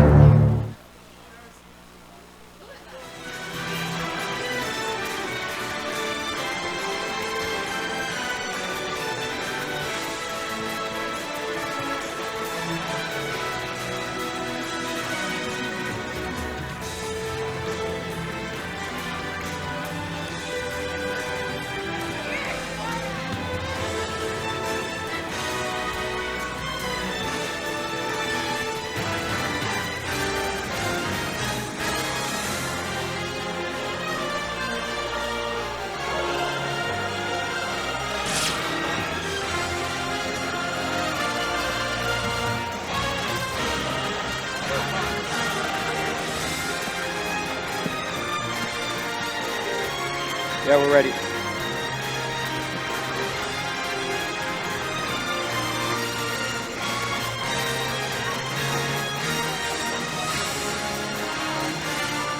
Hello, and welcome back. We're here at Supergirl Gamer Pro number 2 here at Oceanside, California. This is 2GG Korean. And I'm 2GG Kwan. All right, well, we're going to get right back into the action. There's a lot going on, man. We got the 16-man single elimination bracket. Yes. And there's definitely some prizes on the line. Oh, yeah. Good stuff going on. We got 2, not just 1. We got 2 gaming laptops getting distributed today at this tournament. Whoever gets first place gets a gaming laptop. And then the highest placing female gamer. Yep. Also gets a laptop. Yep. So a lot of laptops. And on top of that, Lenovo's also giving out a $300 Lenovo gift card to the girl gamer that gets the sickest play. So we're definitely going to be on the lookout for that. Oh, yeah. Anyway, so we have Crash Boy versus Arisdale. And earlier, I got off the mic after Arisdale was done playing her set because I thought she was going to come back. But then I realized, wait, she can't come back yet. She's still in the tournament. As we see here, she's still playing. Yeah. So I'll be... have a lot of matches. I mean, she could probably like switch in and out. But oh, right. But yeah, I mean, for the most part, they're especially coming towards the tail end of the tournament. They're going to be very close to each other. Yeah, if she plays this, and assuming that she wins, if she does win, she'll wait 1 set, and then she's just back onto the sticks again. So not much time for commentary before she has to switch back. Okay, there's a jump getting hit, but really having those multiple jumps here. And there is the Gimp. Prom gonna get sniped out there on that double jump. Arisdale knows how bad that recovery is. Of course, yeah. And then utilizing Ridley's range when she went off stage like that, catching the double jump. Oh, and there's the down B. So much damage. Tried to get the tech chase read in as well. Why not? You can get the stock maybe, right? Yes. That would have been... if you already did so much damage, you might as well try to finish it right there. Yeah, you might as well, right? And you know what the funny thing is? Like, if someone tries to get up attack in that situation, the down smash actually hops jumps over them, yes. So funny, it's actually amazing. It's pretty meany to see. Yeah, but it was good on Trash Boy to go with the correct option of rolling away in that situation. Oh, and there's the fireballs, and is that your life? No! Oh, Magnet hands! Yo, I thought Magnus was only in Smash 4, man. Right, they're making a return just for the perfect moments. But that back air from Arisdale, such a dominating game number 1, man. Yeah. Like, because especially Crom is one of those rushdown characters that I feel like can definitely overwhelm Ridley. Oh, okay. That was really slick though. Parry into S smash, no fear. That was clean. You already know if someone gets like a parry in a buffer smash tag, like they read you and they confidently they were prepared. Yeah. And like parrying is something that's not like, it's not super difficult, but it's definitely more difficult than like perfect. Yeah, and it's something you can't hesitate with either. Like you gotta be confident when you do that. You know what that move is called? The side B? It's called Space Pirate Rush. Whoa. Can we talk about how that's like the sickest name ever? And that is another Gimp coming out from Aristel. And just, we see how she's using Ridley and all these gigantic hitboxes that Ridley brings to the table off stage against Chrom. And Chrom simply just can't make it back to the stage. Yeah. You know, Chrom's recovery isn't the greatest. It's very gimpable. And when you're utilizing tools like the Fireball that are great at gimping, that's a really bad combination for a Chrom right there. Oh yeah, for sure. And of course, we even saw Aristel utilize the Space Pirate Rush at the end. Oh yeah. That is like one of the coolest moves because Ridley grabs you and like literally drags your face along the ground. Across the stage. Across the stage. Like, it's like my man's giving a tour of the stage. Like, yo man, check it out. This is the right side of the stage. I'm gonna bring you all the way to the left side of the stage. You're gonna get a good look because your face is in the ground. And then he just throws you off. And he just whips you right off, man. Like, that's gotta be the most disrespectful thing in Smash Brothers. Yes. From one side of the stage to another, just like that. My man giving a full court tour. Ooh, right. I like this opening, going in with the downer. He got a little up there too. I'm liking that. You want to have these combos when you're using Chrom. And I like that Trash Boy didn't really, like, sometimes people will just go into the next game already, like, kind of demotivated, like, no confidence. Yeah. But he's coming in swinging strong, and he's had the lead. That was good. That was good. He saw the recovery, and he read the, going right into the stage. So he backed off and just punished hard with an S smash. Yeah, very confident read coming out there from Trash Boy. And it's crazy because Aristel didn't really go for that option too much, and he definitely tried to kill her at 0. Oh, wait, but Aristel... The homie stock? The unfortunate SD. Definitely was not a homie stock. Yeah, not at 0. But, that's all part of Trash Boy's plan, though. He knew that was going to happen. That was a bait right there. Sometimes it'd be like that. Oh, tried to get that air dodge, tried to get some kind of reaction there. And Trash Boy keeping the pressure up, but the back throw. Oh, there's the counter. Ooh. He needed that directional air dodge to the stage. Oh, another back throw here. Another off-stage situation. Oh, but the Nair sends him on stage. Right, if it had sent him to the right side, that would have been a stock. Or very likely to be a stock. And that's like the crazy thing about Smash. You have to be so precise in like so many different situations, right? And right there, that will be the stock. Wait a minute. Ooh, I feel like maybe if he got hit by the Fireball, he might have just been able to come back. Yeah. And just like that, with a very clutch Gimp, Aristel making a very nice comeback. The down B actually almost connecting there. Yeah. Not a true setup though, so you shouldn't actually be getting hit by that. I mean, it's a mix. It can catch you off guard. Yes, yes. It's definitely not true. But sometimes you be schmixing on somebody. Right. Sometimes when there's a lot of chaos, when you're a lot of movement, you're like, what's happening? And you accidentally air dodge into the floor and you get hit. You're like, oh, whoops. Never sleep on the power of the schmix. Oh yeah, oh yeah. Oh, there's the up tilts. Wow, and Aristel keeping this pressure up. The double edge dance not going to completely connect there. Aristel in the corner, and here's the back throw. We've seen this time and time again, and there's the fireballs. No, and that is going to be another clutch Gimp coming out from Aristel with those fireballs. It was a really close game at the end there, though. I saw a lot of adaptation from the first game. Yeah, and Trash Boy did a really good job. He got that early first stock, right? He just brought it back, and then was able to bring it at least to a last stock, last hit situation. But really, Aristel was able to abuse that Chrom recovery and just really make it so tough for Trash Boy to get back on stage where his character needs to be and just survive the off-stage onslaught that Aristel was bringing in with the Ridley. Yes, yes. All right, so we're going to get our next competitors coming right up. We're doing winner semis.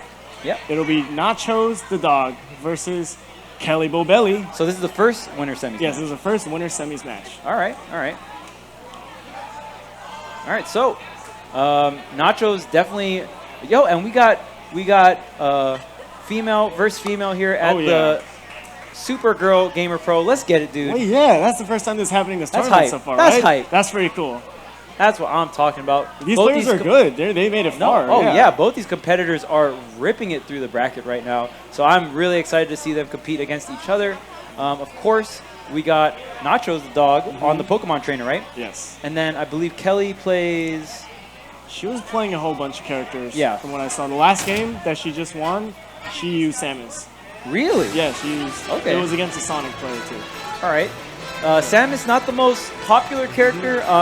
we've definitely seen some tournament play with some very few exceptions. YB being the best Samus in the world from Japan. We got to see him compete in a Southern California tournament, Prime Saga.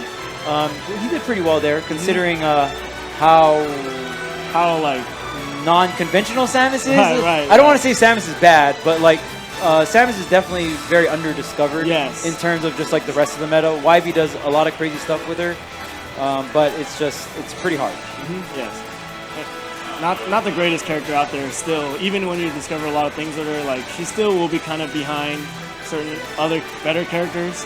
Right. So still being able to, use her and make her work, that's impressive stuff. Although in this case, she's going back to the Captain Falcon. Oh yeah, we saw her earlier on the Falcon. I didn't know if that was just like, I want to get a Falcon Punch Falcon. Right, she did get a Falcon Punch. Right, That's the crazy part. I was like, oh man.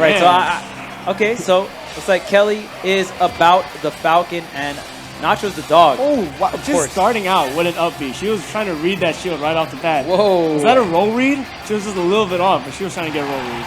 Kelly's about it. Yeah. Kelly's about that red button. The Falcon life. The Falcon red button. She's all about it. All right, so Falcon definitely a character that is going to be susceptible to these Squirtle combos even at these later percents. And look at that, just like that, Nacho already racking up 81%. Yeah. Nachos has been keeping it cool and calm with punishing, moving in and out, looking for the right time to hit. Oh, wow. But Kelly retaliating with the rapid jabs. Ooh, but there is the withdrawal. Very great move. Has that armor, Yes. When Squirtle's in the show, he's got to have that armor, right? Yes. Makes sense. There it is again, the side B. Right into. Oh, switching to the Ivysaur this time. Trying to secure his stock. Yep, and that, I mean, Ivysaur is definitely the team player that's like, oh, hey, man, it's time to get that young stock. Need that off the board here, and Ivysaur is just such a great character at doing that. Yes. Oh, has it off stage. Oh, that's again. And that down air hitbox from Ivysaur, it is huge. Fun fact, there's actually a sour spot on that, but the sour spot also spikes and kills you at like. Of course. It's just funny that there's a quote-unquote sour spot on that move, but it doesn't matter. What's so sour about it? Yeah, there's actually nothing that sour about it. It's like the mini sweet spot. Yeah. Mini sweet spot. You have your sweet spot, and then you have your mini sweet spot. Not as sweet, but it's still pretty sweet. All right, so Nacho's still sticking with the Ivysaur. Kelly is trying to find the stock. Like she has to finish it somehow. Ooh, but Nacho's doing a good job keeping her in there with all these up airs and vine whips. Yeah, and I mean, Nacho's pretty much just sticking, even though after the first stock got taken, Nacho's just sticking with the Ivysaur. The Falcon Punch comes out. Oh man, the up smash punish not going to go through. So many big moves just thrown out right there. And unfortunately, the thing is, Nachos is too calm and collected. Like she's not just gonna run into those. She's watching you and she's reacting. She's like, I'm not gonna run into that.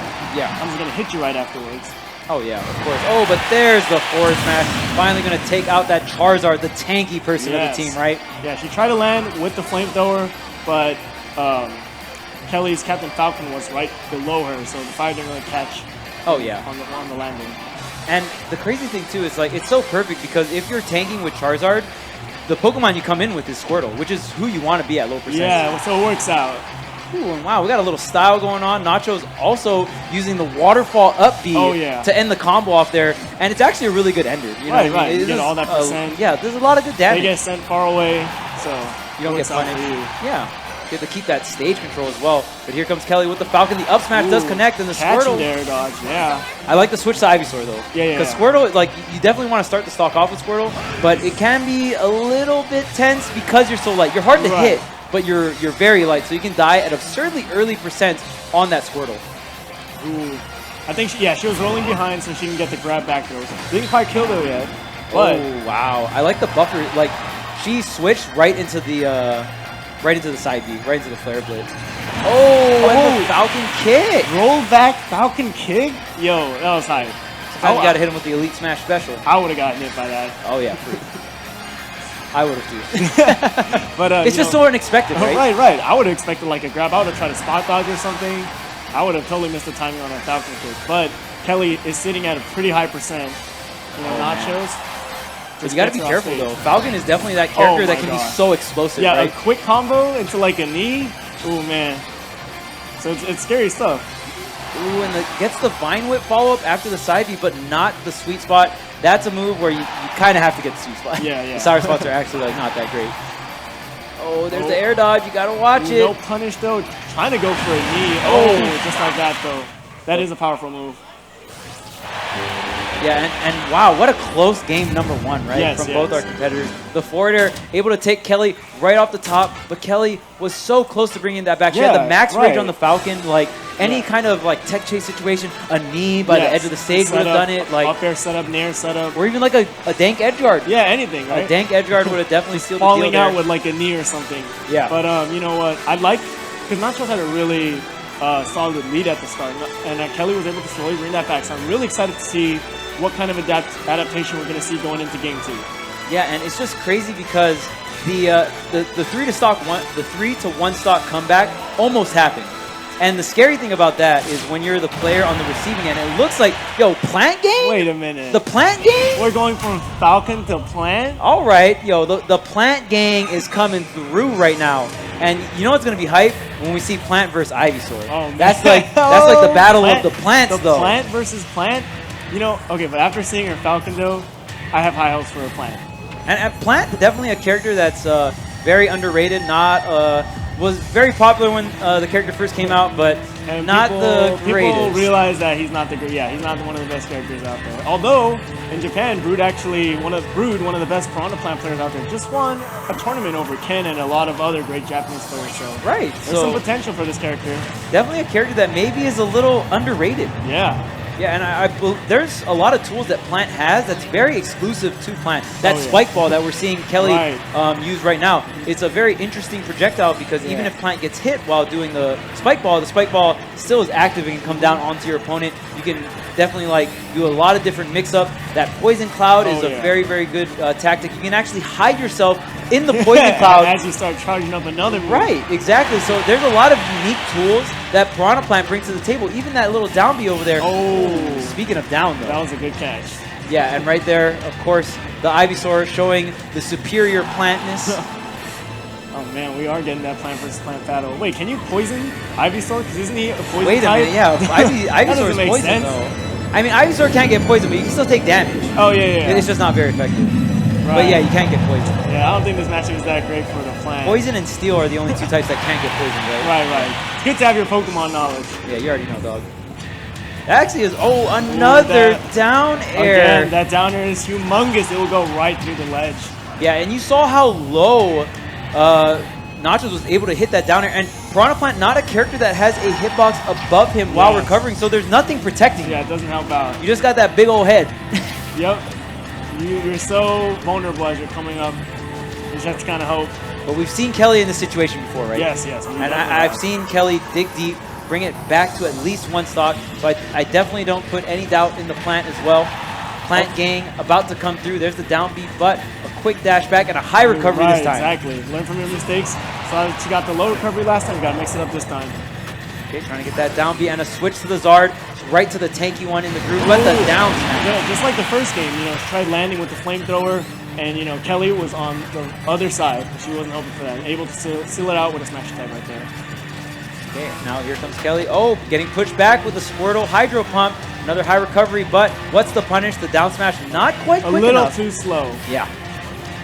Okay, throwing out the Poison Cloud, trying to get more of these down Bs, and you can charge that Poison Cloud as well as you can see Kelly. And you can just shield cancel it like that. Yeah, it's such a great tool. Again, high recovery. What's the punish? The dash attack will suffice.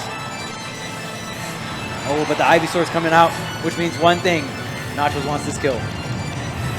Okay, here's the grab. Down throw almost takes Kelly right off the top here. Another down throw, putting Kelly in the exact same situation. And another grab. Gonna keep this pressure going on. We got a full charge on the Poison Cloud, though. The back air, the flames coming through. Try to get that down B, but is this back throw gonna be enough? Yes, it is. Nacho is gonna take it over Kelly 2-0. Very, very exciting match from both our competitors. Can we get a round of applause? Very, very great show from both of them. Yes. All right, so next up, we're actually going to have Arsdale and... Let's see, we have Arsdale and Thibble. Thibble. All right, so Thibble And Arstel, you guys saw Arstel earlier up here commentating, hashtag just a commentator, but she's about to show you what she's got on the sticks right now in winners semifinals. Yeah. So here's my question. What happens if a girl wins? A female wins? Yeah. Does she get 2 laptops, or does first and are we sharing? I don't know. Yeah, pass them around. I Pay feel forward. Right. I feel like top 2 then would. I'm not 100% sure, but I guess we'll figure it out when that time comes. Right. Because if Arstel wins this match, then it'll be an all girls winners finals.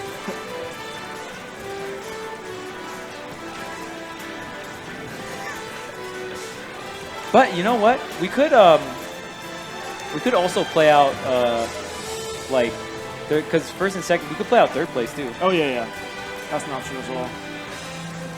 And we could make that best of 5 since right. Like top 3. Yeah, a lot of these matches are going a lot faster than they were before. Than we expected, yeah. But we started off a little slow with the earlier matches, but as we got to the later parts of the bracket, you know, people are a little bit more experienced and they know a little bit what to do. A lot more pressure. That was 2 sets though, right? That we commentated? Yes. All right, so real quick, guys, before we get into the next match, we are going to cut it into a quick commercial break, but we'll be back with some more action for you guys. Just stay tuned.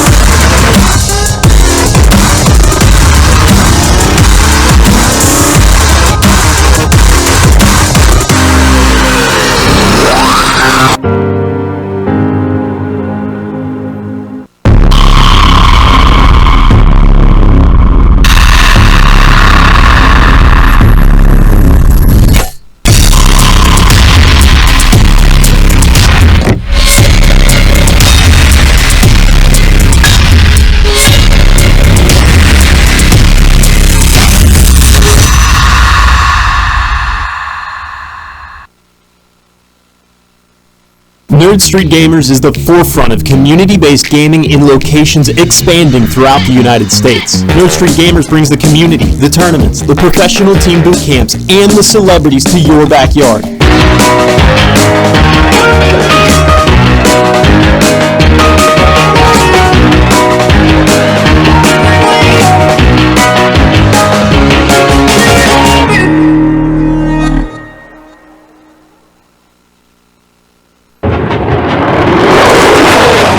Every superhero has an origin story. We all got our start somewhere.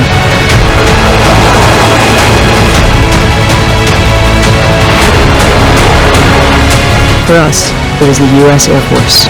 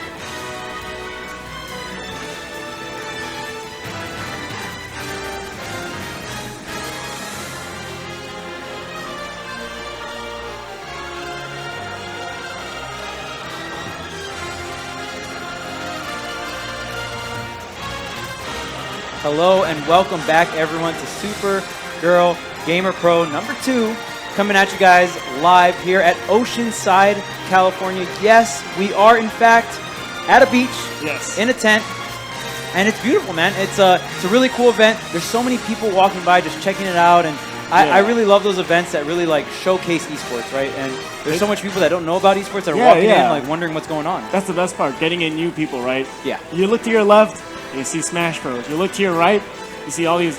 You see the beach, and you see all these great activities. Yeah, and there's like a surfing competition going on. Like it's so cool that Smash and even like League of Legends and Hearthstone is going to be in this tent as a competition in a tournament. It's going to be super sick. Being able to mix it up like this is very unique and great for the scene. Oh yeah, for sure. But of course, we're going to go and continue on the bracket. We got the next winners semis finals match coming right up. Of course, we got our own commentator, Aris Dale, versus Table.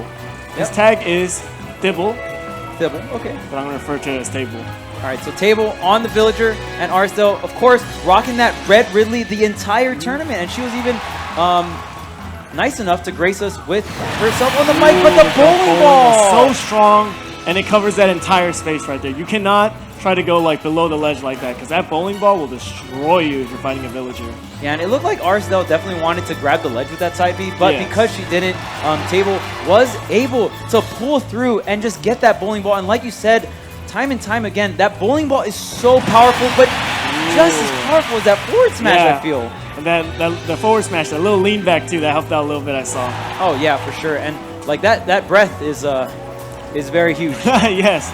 Ooh, I like you guys see Arsdale's recovery right there? That was Instead nice. of going directly below the ledge, she went past the ledge a little bit, so she would snap from behind. Right, and avoid that bowling ball edge guard that we've seen is so effective from Villager. Ooh, I like that nair into the dare. And wow, a spicy forward smash as well to end off the combo.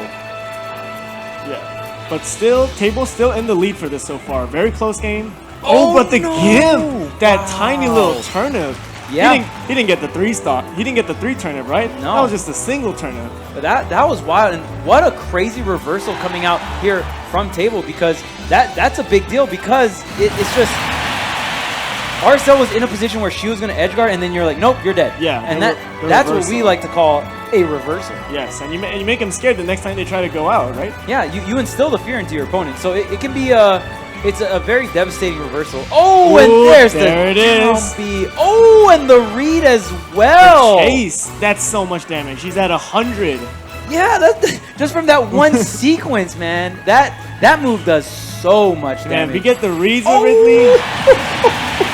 And the third F smash will be taking the game. Yeah, and F smash number 3, as you can see, very, very great move for Ridley to seal out these stocks. And the dash back on top of that, we see Arcel repositioning herself, right? Repositioning herself on top of the dash back. You also have the crank back from the forward smash. Then Ridley comes in forward with this humongous hitbox. It's so powerful. It hit Villager in the air. Yeah, it's huge, strong, decently fast. Fast enough to get those stocks. And all 3 stocks, they're over based off S smashes. Really good move, right? Yeah. And I just love this tournament because we have so many female competitors. That's usually not a normal thing. Right. I would say like at an average Smash tournament, 99.99999% of the competitors are male. And I mean, that's just the norm, right? But it's really cool to see a bunch of female gamers come out here and perform and compete in this tournament. Their skill. Yeah, and like they're killing it out here. They're showing up. They're showing. We might actually have a winners final. All female finals. Yeah, but, female winners finals. But let's see if Table has anything to say about it, because he's a good player too. He can make Table was making some great plays. Yes. Because we saw that reversal. Ooh, I like that little up air there too. He was either the falling up air to catch the shield. Oh, some setups.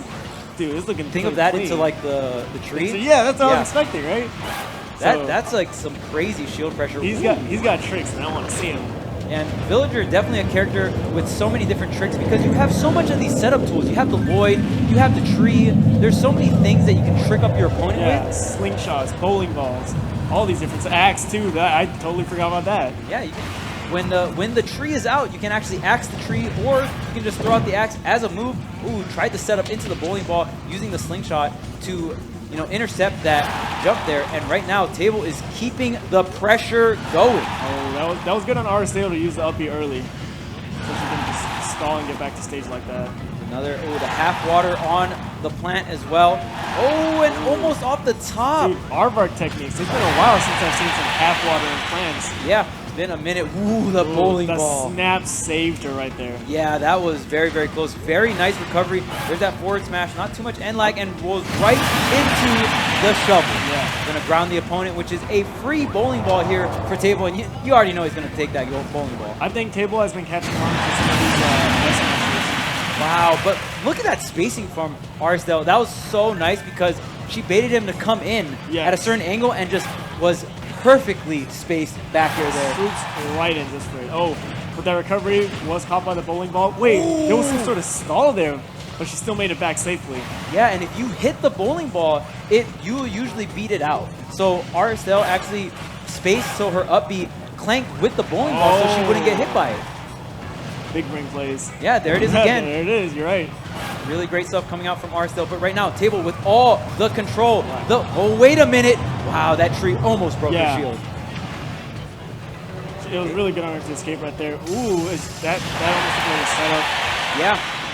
And especially extending your hurt box on that tree as well, but Table still has all the control. Can Arsdale make it back to stage? Table's ledge trapping is insane. He's been able to keep Arsdale at the ledge for quite some time, although the roles are kind of reversed here. Ooh, trying to go for the tech, the get up read right there. Not quite getting it, but you got to make the plays like that. Yeah, Arsdale is doing such a great job of just surviving. And right now, can Table close out this stock? No. But Table's not getting hit though. So that's still good. But he does need to close it out real fast. And there's still not going to do quite a bit. Oh, the grab! No! What just happened? Wait, but he lived. Did the bowling ball hit Arsdale? I think it so. did. Like they went down because they got hit by something. I've never seen that ever. That's crazy. I've seen something similar with Peach, right? Like you've seen videos where Peach would throw down the turnip and then the Ganondorf would try to Ganon-side and get hit by it. But I've never seen it like that. Is this like the ultimate version of that? Yeah, it looks like a very similar situation where the villager just had a active bowling ball while the grab went off and the bowling ball sunk and saved the villager. That's insane. I thought they both lost their stock right there. Yeah, I thought that Arsdale successfully got the stock trade there. Right. That would have been really good for her. Oh, yeah, for sure, because she was at such a high deficit. She was down so much, and she would have made it even just like that. But that bowling ball came in super clutch. Oh, hitting through the Lloyd. Arsdale keeping this pressure up. The back air, but the tech. We tech those. Yeah, we definitely got the techs on deck here. The aggressive uppy is going to take Table up the right side of the map. Oh, man, and right now, I mean, Table has to close this out to even make the game 3 a possibility, right? Yes. Oh, their aggressive option, utilizing the multiple jumps coming out from really good stuff from Arsdale. Oh, man, but Table keeping the pressure up. High recovery, not going to get hit, though. Oh, man, wait a minute. Arsdale setting up this offstage situation, does get hit by Lloyd. Kind of diffuses a little bit of pressure. Yes.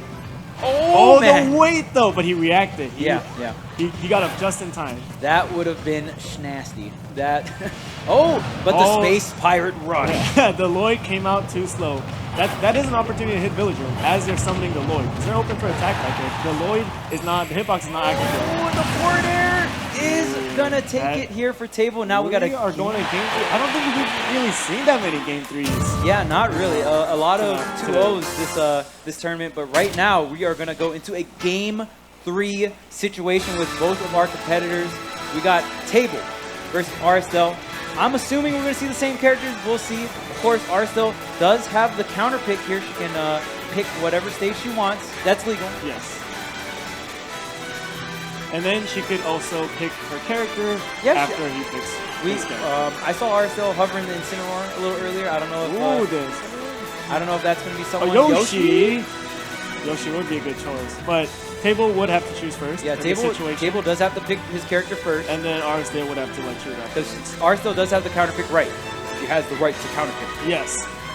But she lost that.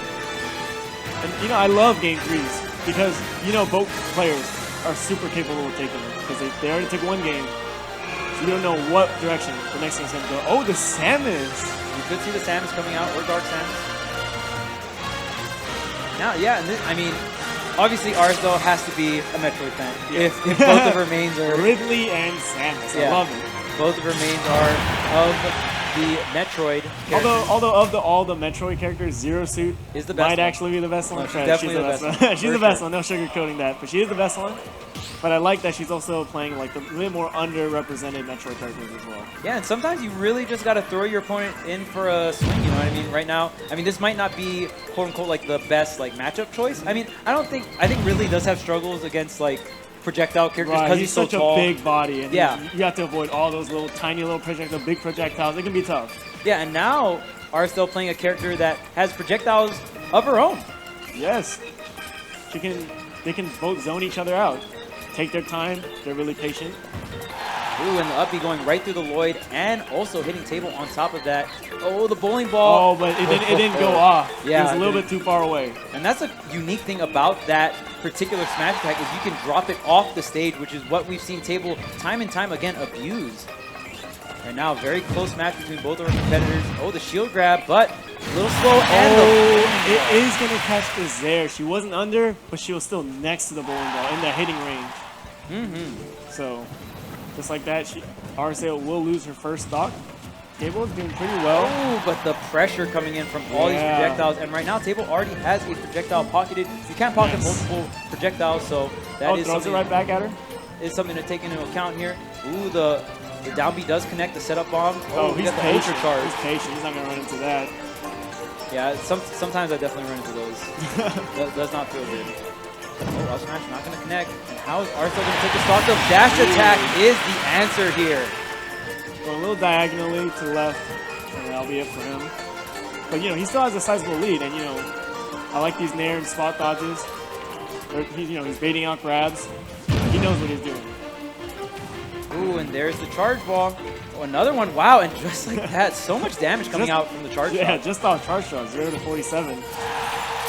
Okay, right, and it's just crazy because Villager's definitely that character that kind of like ticks and tacks your opponent for damage, you know what I mean? Yeah. But Samus definitely, when her projectiles hit, they're very much so like hard hitting, and you can definitely feel it. Because Villager's throwing out like little slingshots and rocks, and meanwhile Samus is out here throwing this big energy beam at you. Yeah, Metroid, like, man.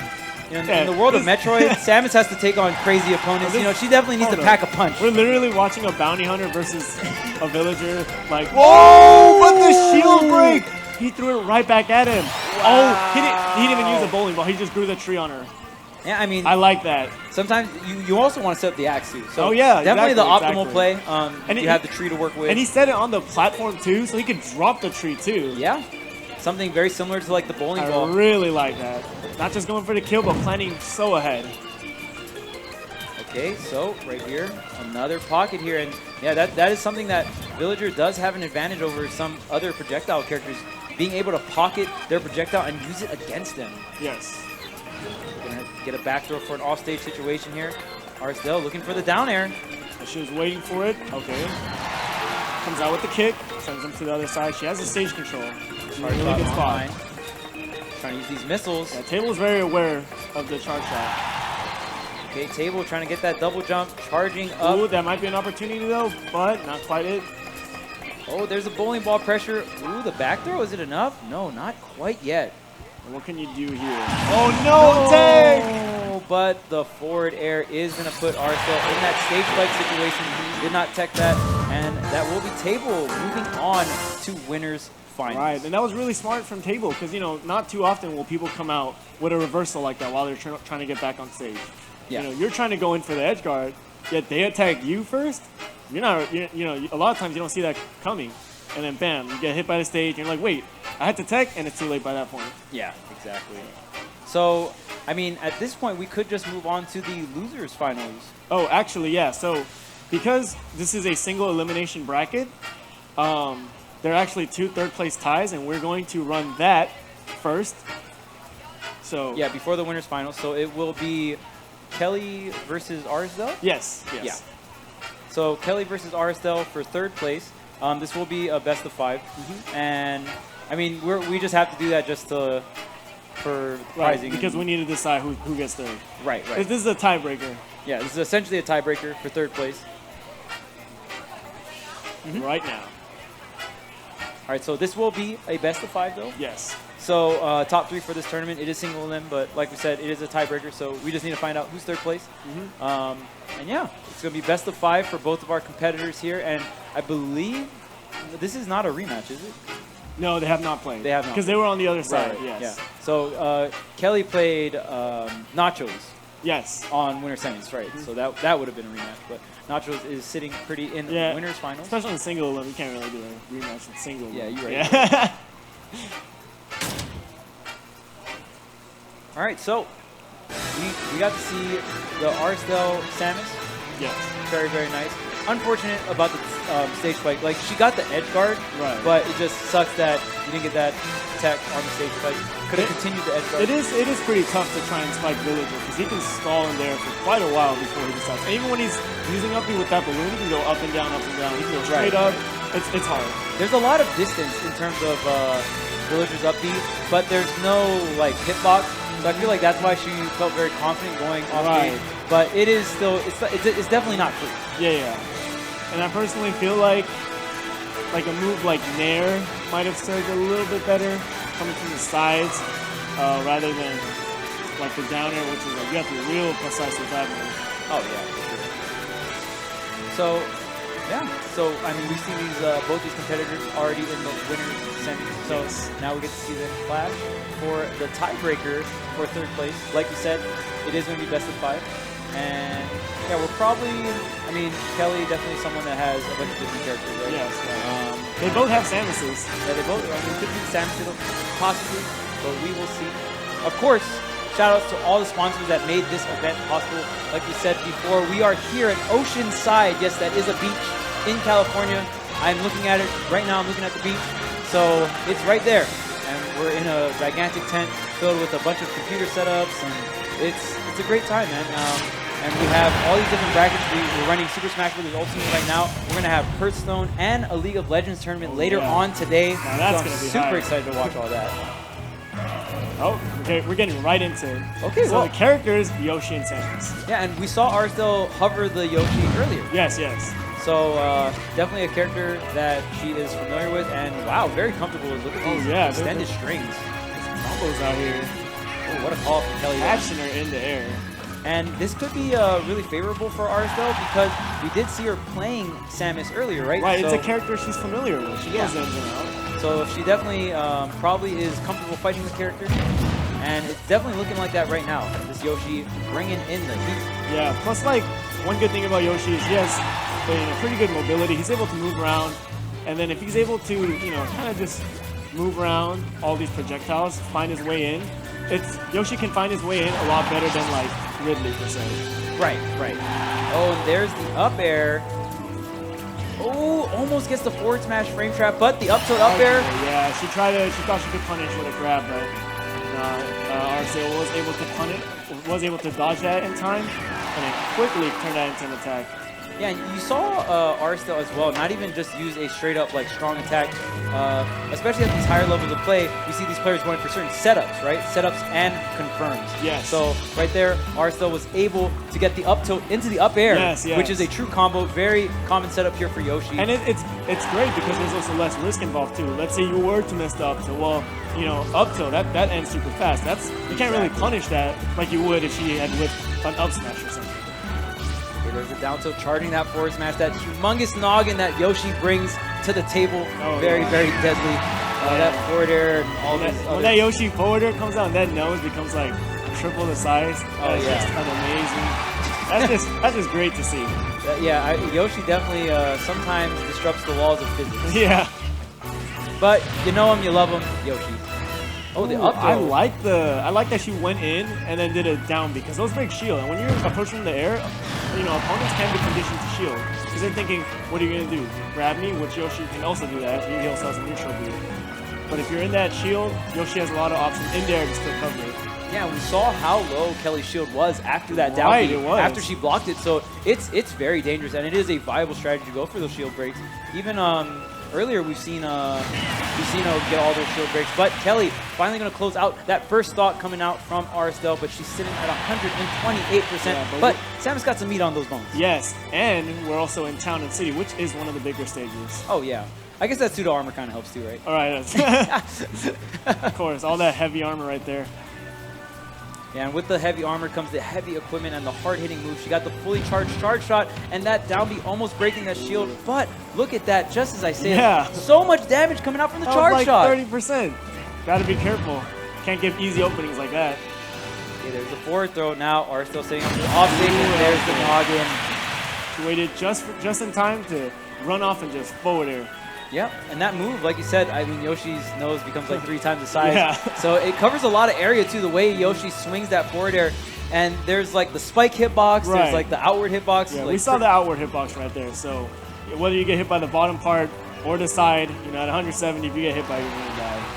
Yeah, Kelly getting very aggressive with these down airs, but the forward smash able to take Aristel off the side. We're at a last stock for our competitors here. Game number 1. Now, this is a best of 5. Yes.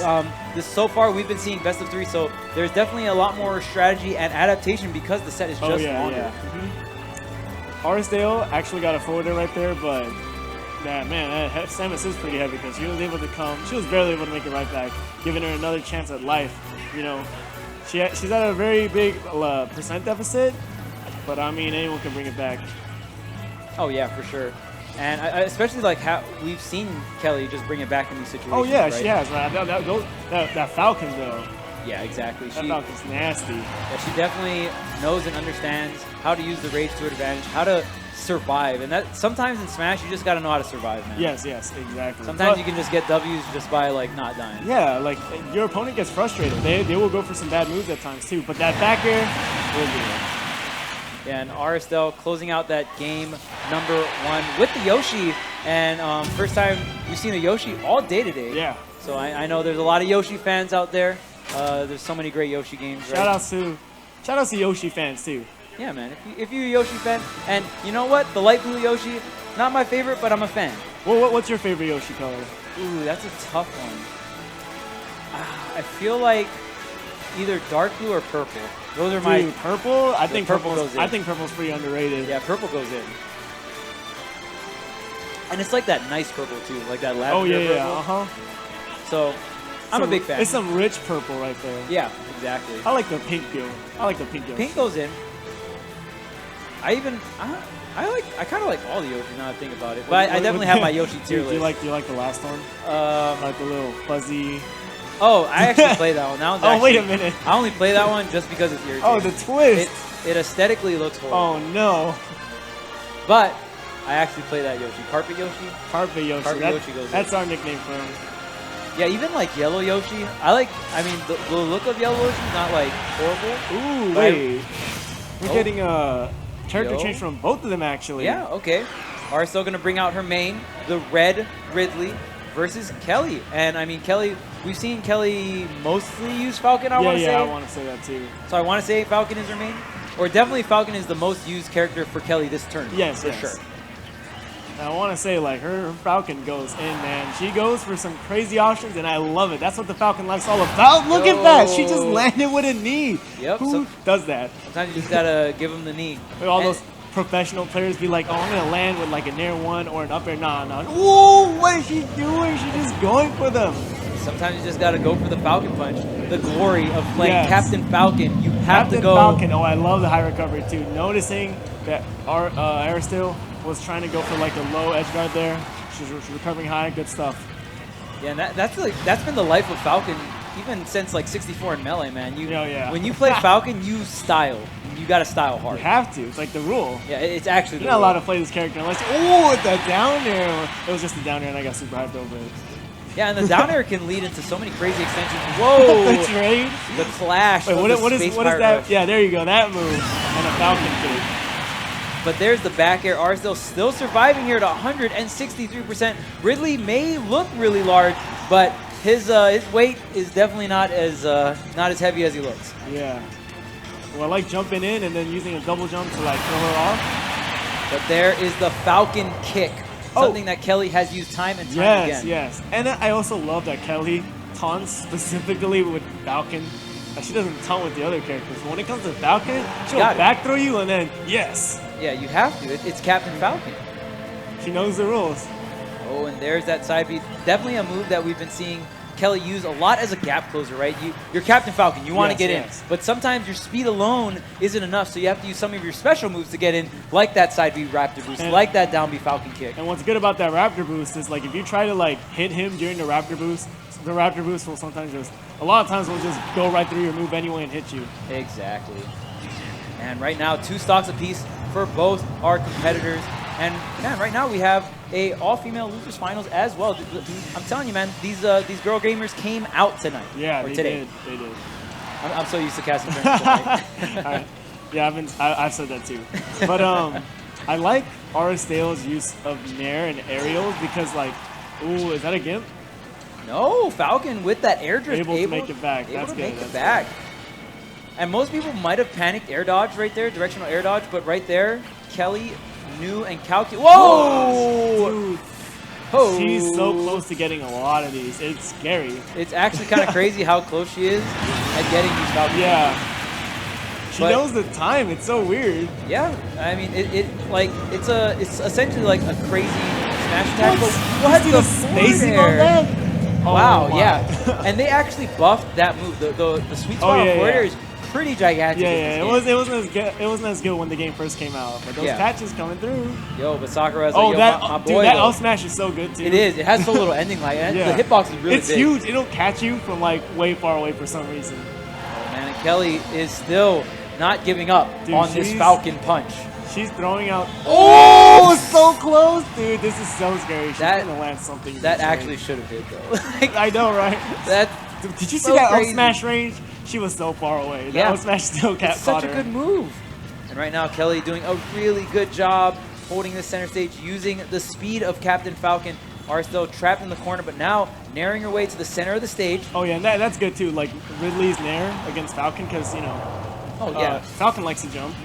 Oh, but the Falcon kick going right over these fireballs, and right now Aristel on the ledge. What is Kelly gonna do? Ooh, just rolls back and just grabs in, forward throw. Okay. She needs kind of a strong move though. Trying to wrap the boost, but Aristel finding her opening, trying to get these fireballs going. Oh, and there's a shield grab here.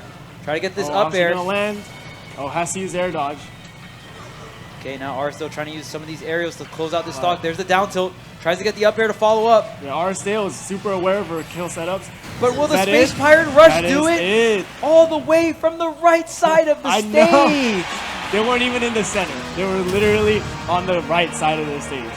From right to left to dead. And that's the great thing about that Space Pirate Rush. It'll drag your opponent all the way to the edge where it really counts, and then Ridley tosses them off to the side to get that stock or get that solid edge guard situation. This is so dirty. Oh, yeah.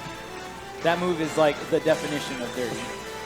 So really great stuff coming out from Aristel. We saw Kelly really had the lead, and Kelly usually is the person that is making the dank comeback. You know what I mean? But Aristel showing to the crowd that she's not the only one that can make really crazy comebacks, and Aristel really making that comeback with the Ridley.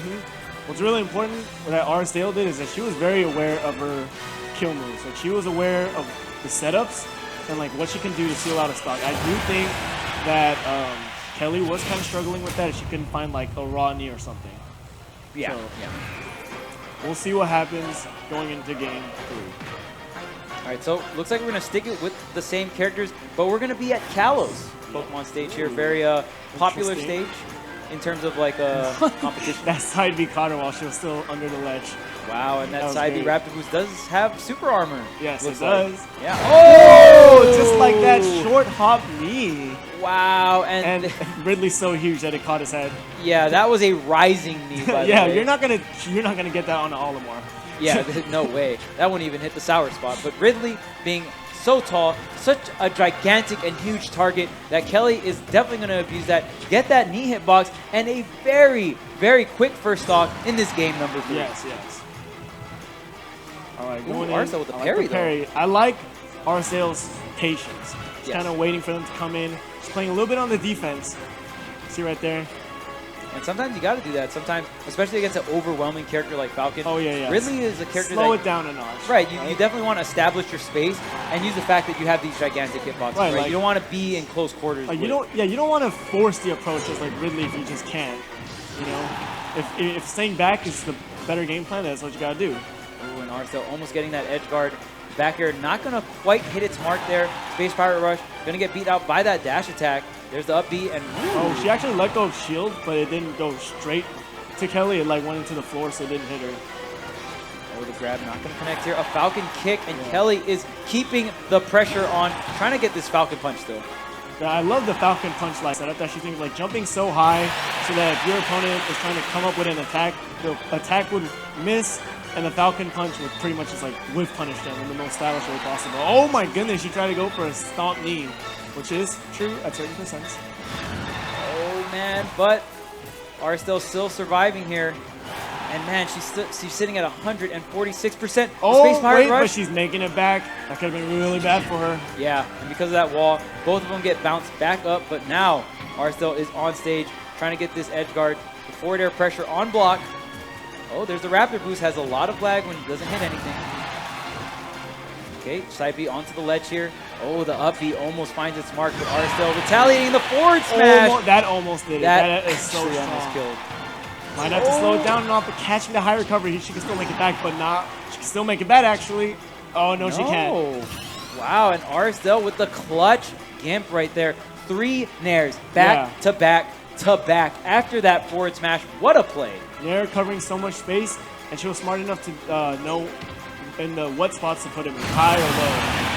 All right, but Kelly comes back. Hits the backside of that down smash, and now we're at the final stretch here of this game, number 3. Last stock apiece here. Can Arcel close this out 3-0? Or can Kelly bring this to at least a game number 4 where the hopes and dreams of the reverse 3-0 is revived? Yes. Ooh, stomp. Oh, yo, stomp to a Falcon kick. Yeah, really good tech chase, but the Space Pirate Rush. Rush. There it is. All that stage control gone in one bit. Yeah, all the way across the stage, and here's the nair pressure. Here comes the air dodge, but Arcel almost catches the jab to grab. This battle on the platform, that's scary. Ooh, and there's that Falcon kick, the up smash. Wow. She dropped shield at the wrong time right there. That move is strong. She's lucky she didn't die right there. Ooh, that back air is going to do it. And Kelly is going to go ahead and fall 0-3 to Arcel, but what a match for everyone at home. We saw a bunch of different types of characters, and of course, they're really going to bring it home here for Arcel. And man, wow, what a set. Yeah, like they were going back and forth a lot, but in the end, Arcel was still able to clutch it out. Not even clutch it out. Yeah, she won 3-0. Yeah, despite how close the games were. Yeah, I feel like games 2 and 3 at least, Arcel had to make these crazy comebacks. So no problem. Man, what a set. So, you guys at home watching in the chat, we'll be right back. We're going to cut into a quick commercial break, and when we come back, we will have the finals. Grand finals of the entire tournament. The final set. Ooh. Yeah.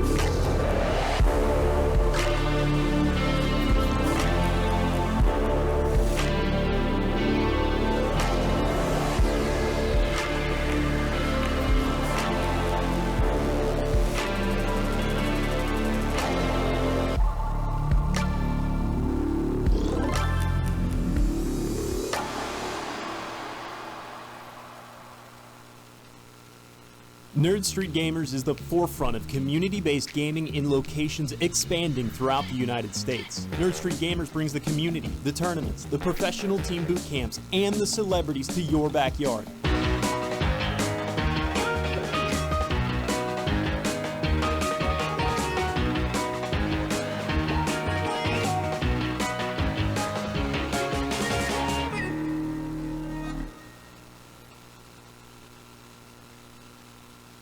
Every one of us starts out as a wide-eyed recruit, myself included. If I could go back, I'd tell that kid, get ready. You're going to serve alongside some amazing people. They're going to become like family to you. And together, you'll see and do things that will help change the world. That'll change you. One day, you're going to look up and be a better you. And this nation will be better for it too. I'm General Dave Goldfein. Come join us. Your nation is waiting.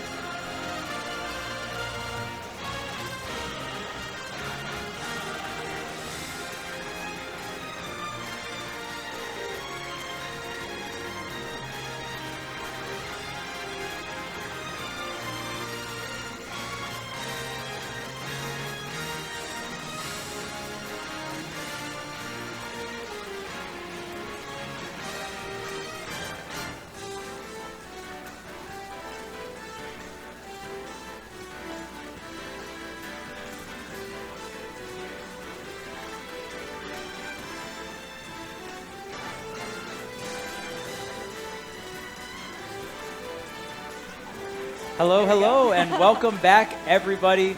We're here at Supergirl Gamer Pro #2 here at Oceanside, California. I'm 2GG Korean, joined by Ara Steel, guys. Hi, I'm back.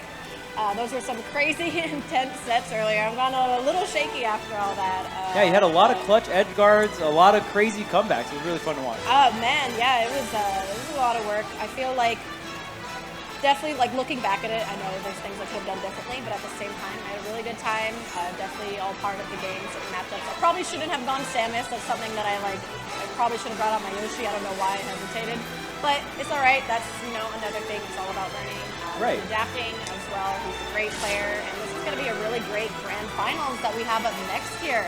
This is exciting. This is for the money, or the laptop, right? For the laptop. Yeah, this is, I'm rooting both players, but secretly I'm rooting for my girl over there, Nacho. So let's see how she does here. I know that she's not really too familiar with this matchup, as I feel like a lot of players aren't, just because we don't get to see Villager brought out too often. Right. So because Villager's such an unpopular character, right? So it's like it can be it's rough because there's some characters that might not be meta, so to speak, might not be like so popular, but you also have that edge of like, well, I bet you don't know this matchup. What's up? You know what I mean? Like it can be really rough, and Villager definitely falls into that category. Oh man, all right. Nacho's actually off to a great start so far. I like these up Bs, not really giving Table, Table, I was looking at his name there, the opportunity to use Bowling Ball there, which is a great ledge guarding tool. Oh, and the Hydro Pumps getting Villager out there, and right now, Nacho's really trying to set up for that situation, right? You want to use that Hydro Pump, get him off stage, then use the down air, finish off the edge guard, and down air is going to be such a potent tool. You're going to have to see the switch to Zard, and the early up B, and actually gets the kill! Actually so clean coming out from Nacho's. I like all the switches here. Like you were saying, she was using the water gun to get him off stage, then switch to Ivysaur, trying to go for that down air opportunity there. In a bad situation off stage, ends up switching to Charizard and ends up taking the stock. Big turnaround there for Nacho's. Great play. Yeah, and Charizard just brings so much utility into just the team, you know what I mean? Like, he's like, the main role is tank, and he gets like those clutch kills with the throw and the up smash out shield, but he also brings so much utility in a sense of recovering, because he does get that extra jump, and you see... no punish? Yeah, you see Nacho's just abusing that extra jump. You can use your double jump as Ivysaur, and then switch into Zard, and you get another jump because Zard has that bonus jump. Yeah, absolutely. And that's definitely like the best thing. Oh my god, just throwing out Flare Blitz again. Yeah, exactly. And it's a mix-up you have to respect. Yes, it is a risk, but especially when you're going high with it, it's hard for someone to shield it because it's in the air. Yeah. So someone has to just chase it down. Not a lot of characters have the speed to chase down a Flare Blitz like that. Absolutely.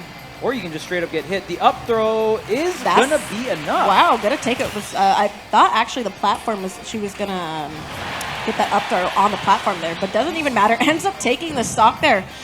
Surprisingly, holding on to 3 stocks, looking good over here. I like that.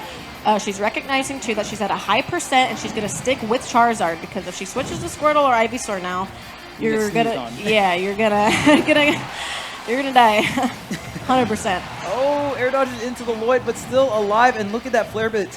Villager's so slow, not really able to catch the tail end of that Flare Blitz. Yeah.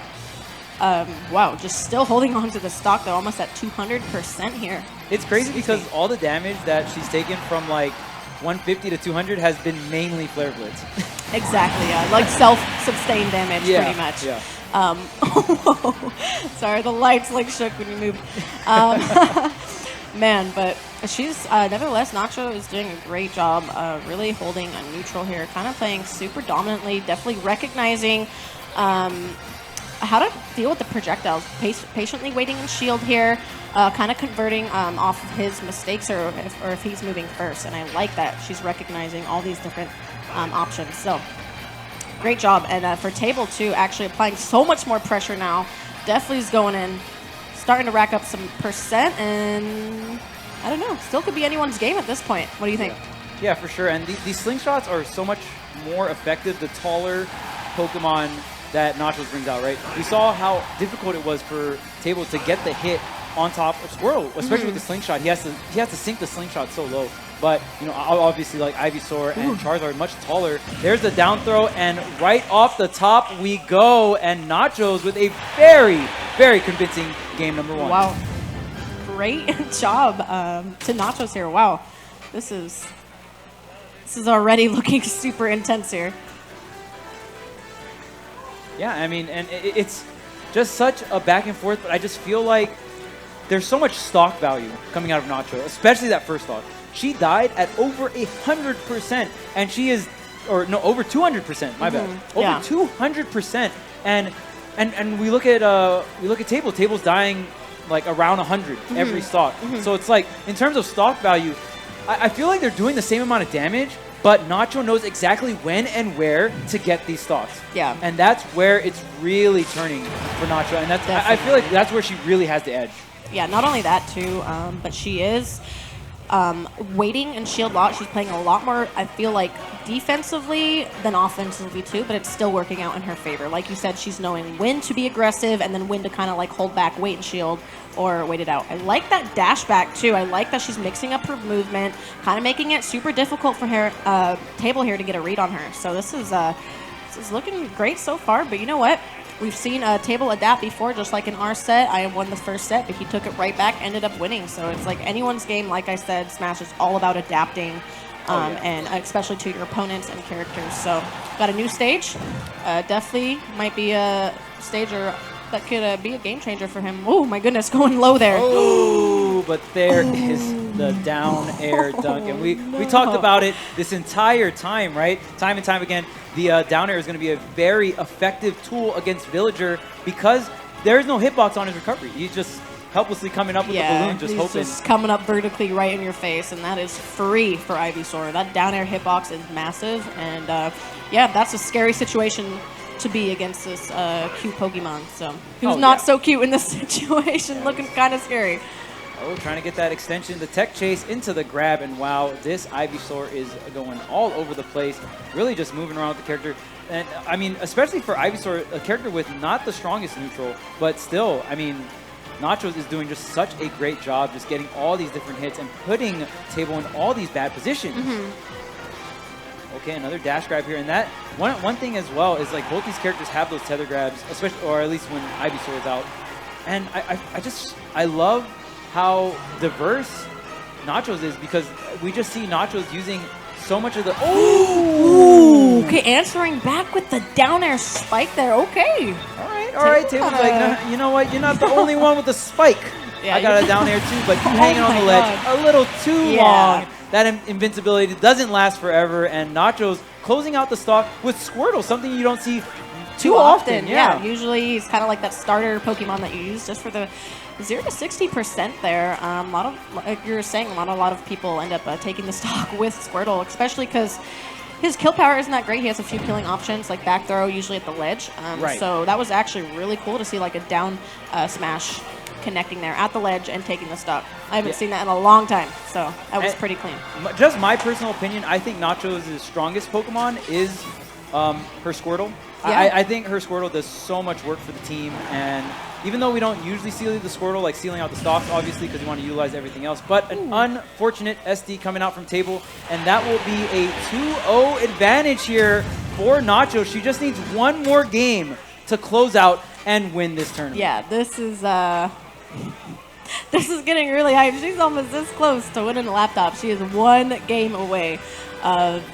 She's doing fantastic right now. So is Table as well. This is actually a hype grand finals. I'm enjoying this a lot. Today's been amazing.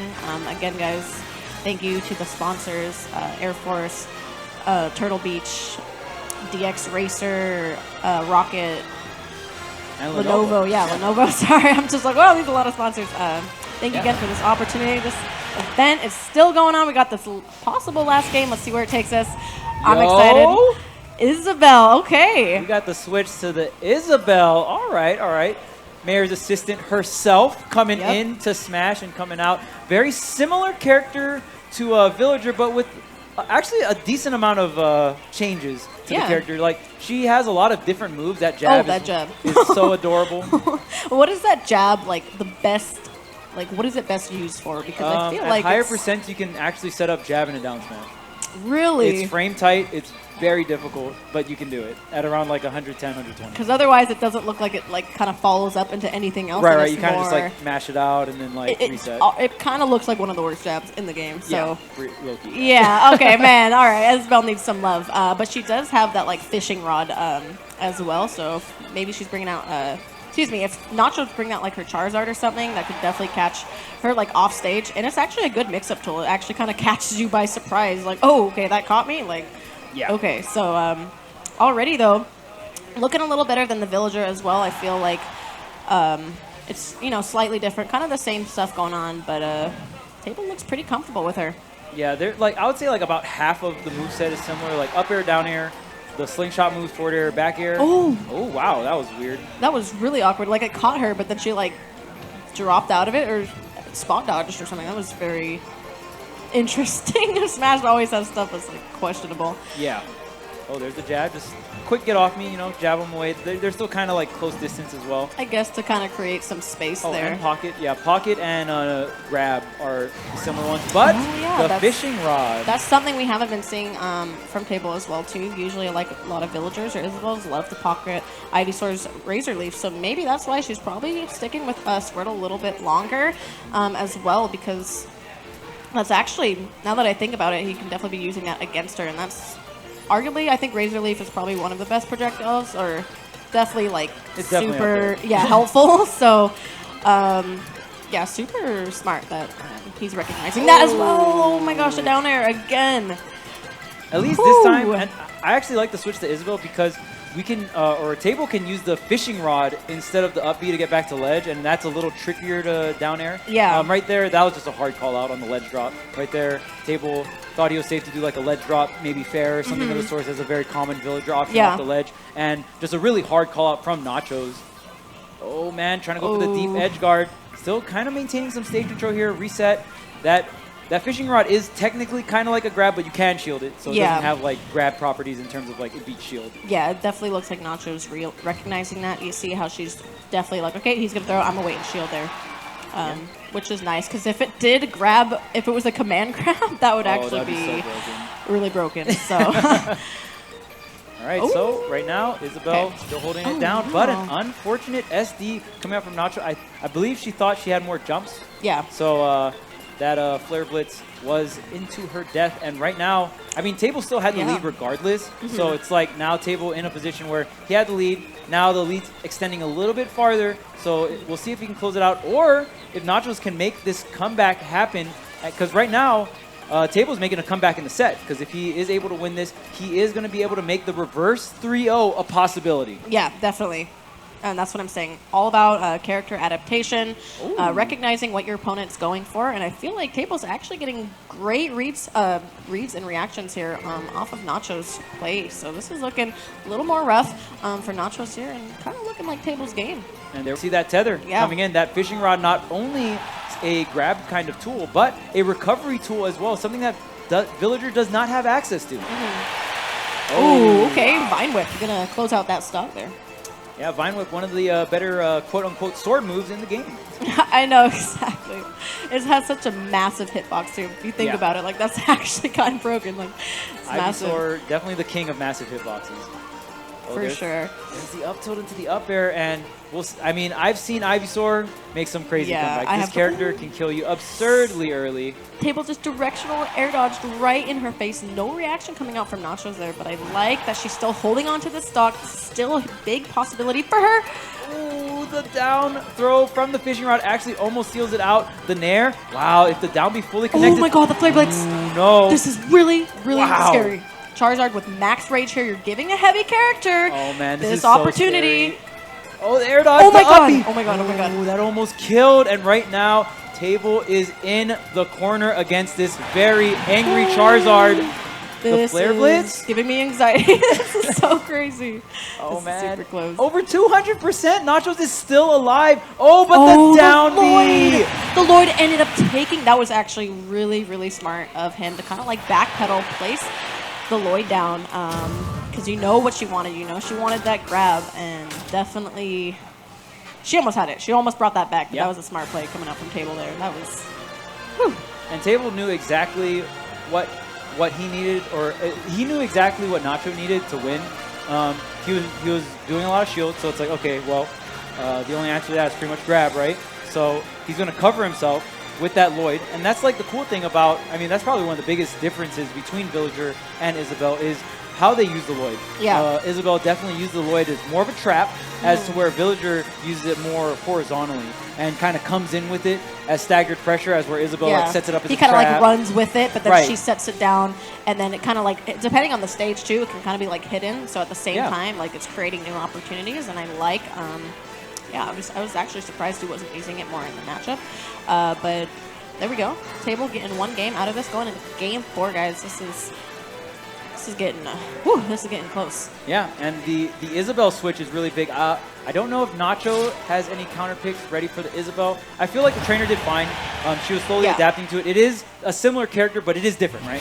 So coming into this game number 4, sticking with the trainer here, and now we are in town and city. We're on Isabel's territory, actually.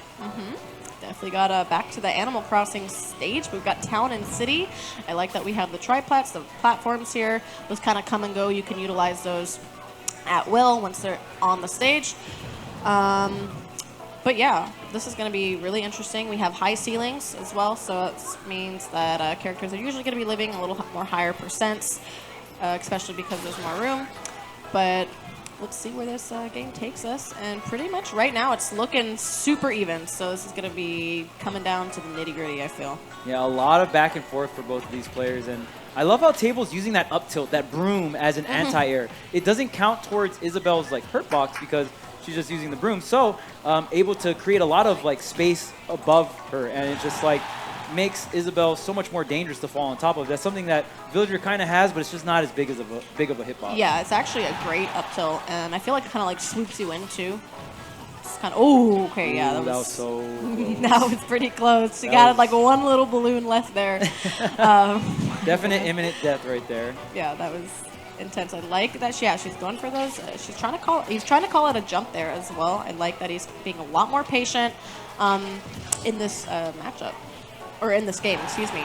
Oh, yeah, for sure. Wait, but are we going to see it? You know what she wants, and there we go. Getting the connection with that down air hitbox there. Man. Nachos was definitely waiting for that one. And that's the thing about Villager's recovery, or even Isabel's recovery.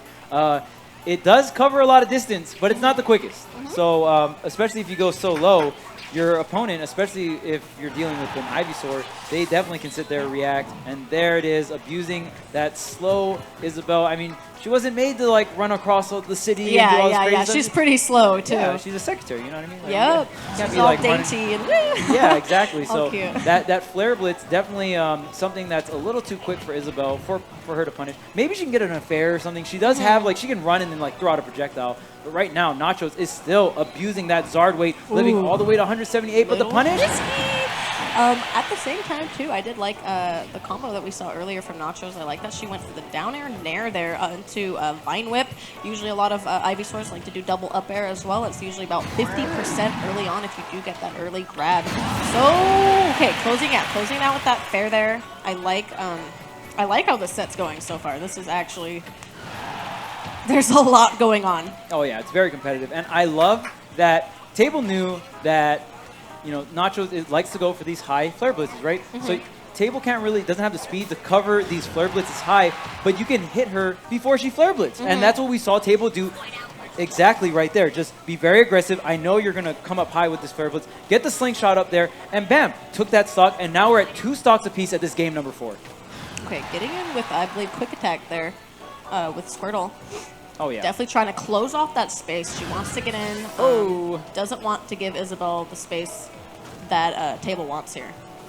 Yeah, He's definitely kind of like waiting back, throwing out his fair, throwing out certain projectiles. So it's looking super difficult for Nachos to get in right now.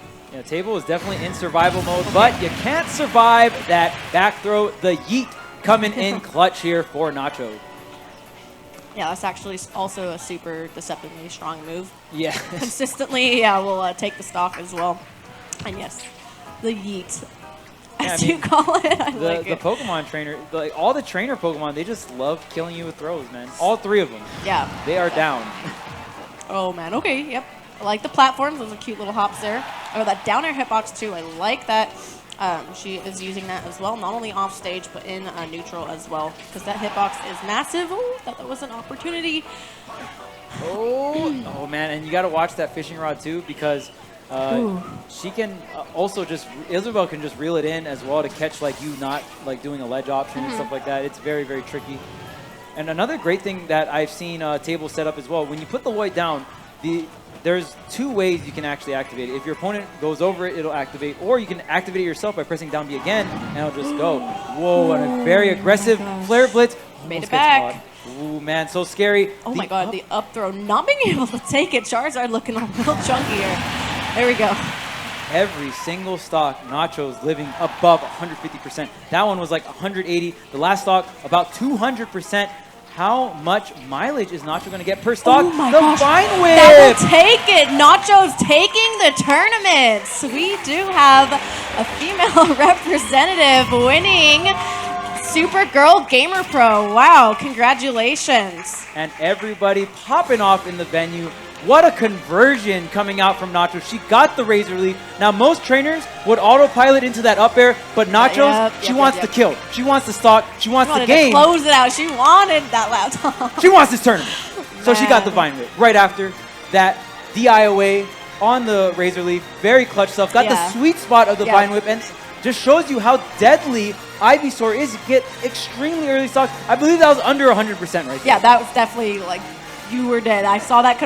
Basically, it's a confirm, but at the same time, it's like it depends on your opponent's DI, all that stuff. So that was a great call out. All right, so I hope you guys enjoyed the tournament as much as we did. We had some crazy, intense sets, so many crazy comebacks, so many clutch plays, but we're going to throw it over to our host.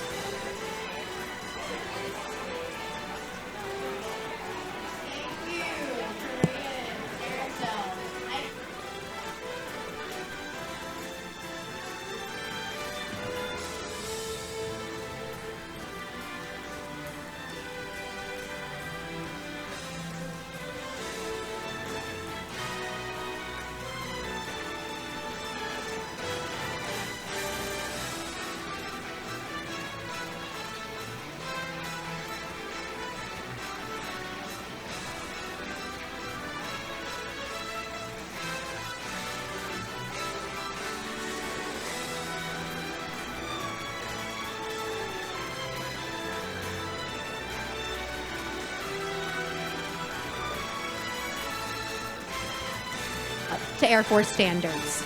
Do you have what it takes? Lenovo Legion is the exclusive hardware provider of Supergirl Gamer Pro. Come join us in the Esports Festival Village for product demos, giveaways, and a free custom caricature. Nerd Street Gamers is bringing esports to everyone. From in-person competitions to LAN centers coast to coast, Nerd Street Gamers is empowering local communities by making esports more accessible.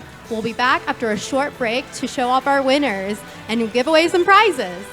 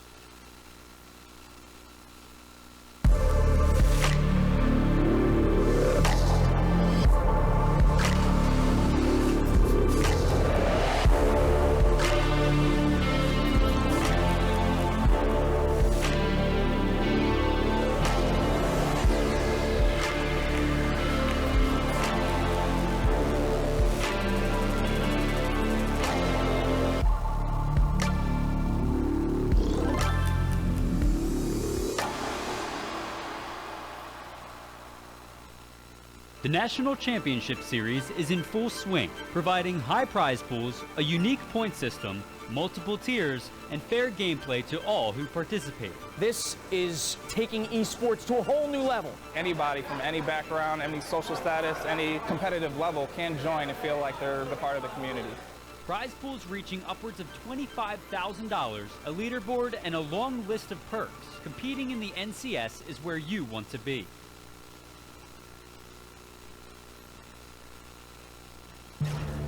The future waits for no one, so we refuse to wait for it. We're not just pilots and engineers, we are pioneers. Today, battles are waged in nanoseconds, and planes are piloted from the other side of the world. We turn night into day, and fly missions in space. The future's not coming, it's already here. This is the future. Join us and be the future.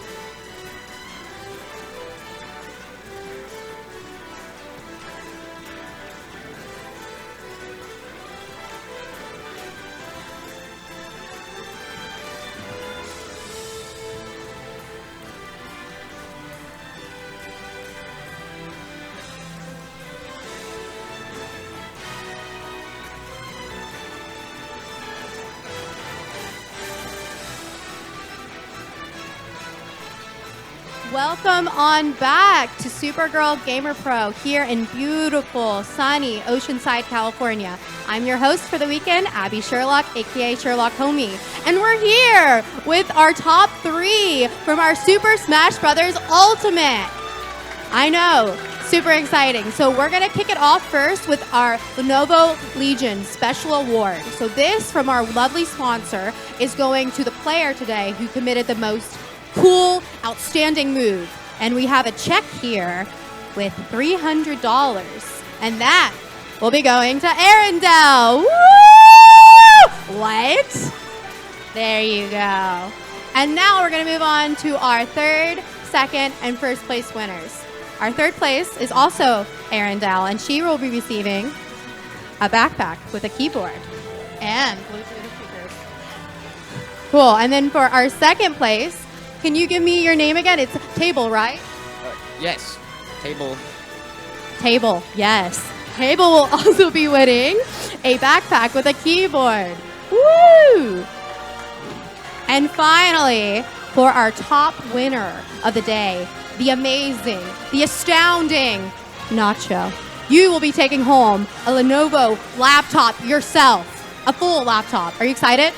Yeah. That's what you get. I don't know, I'm so shocked.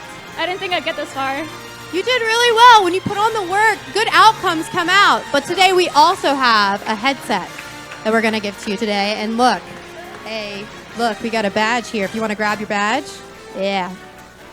All of this for our winner, and later and more. Look at this. We settled it in Smash, y'all. It is done. It is finished. Now, we will be coming back after a short commercial break, and we're going to be starting our League of Legends tournament. We'll hit the rift later. See you there.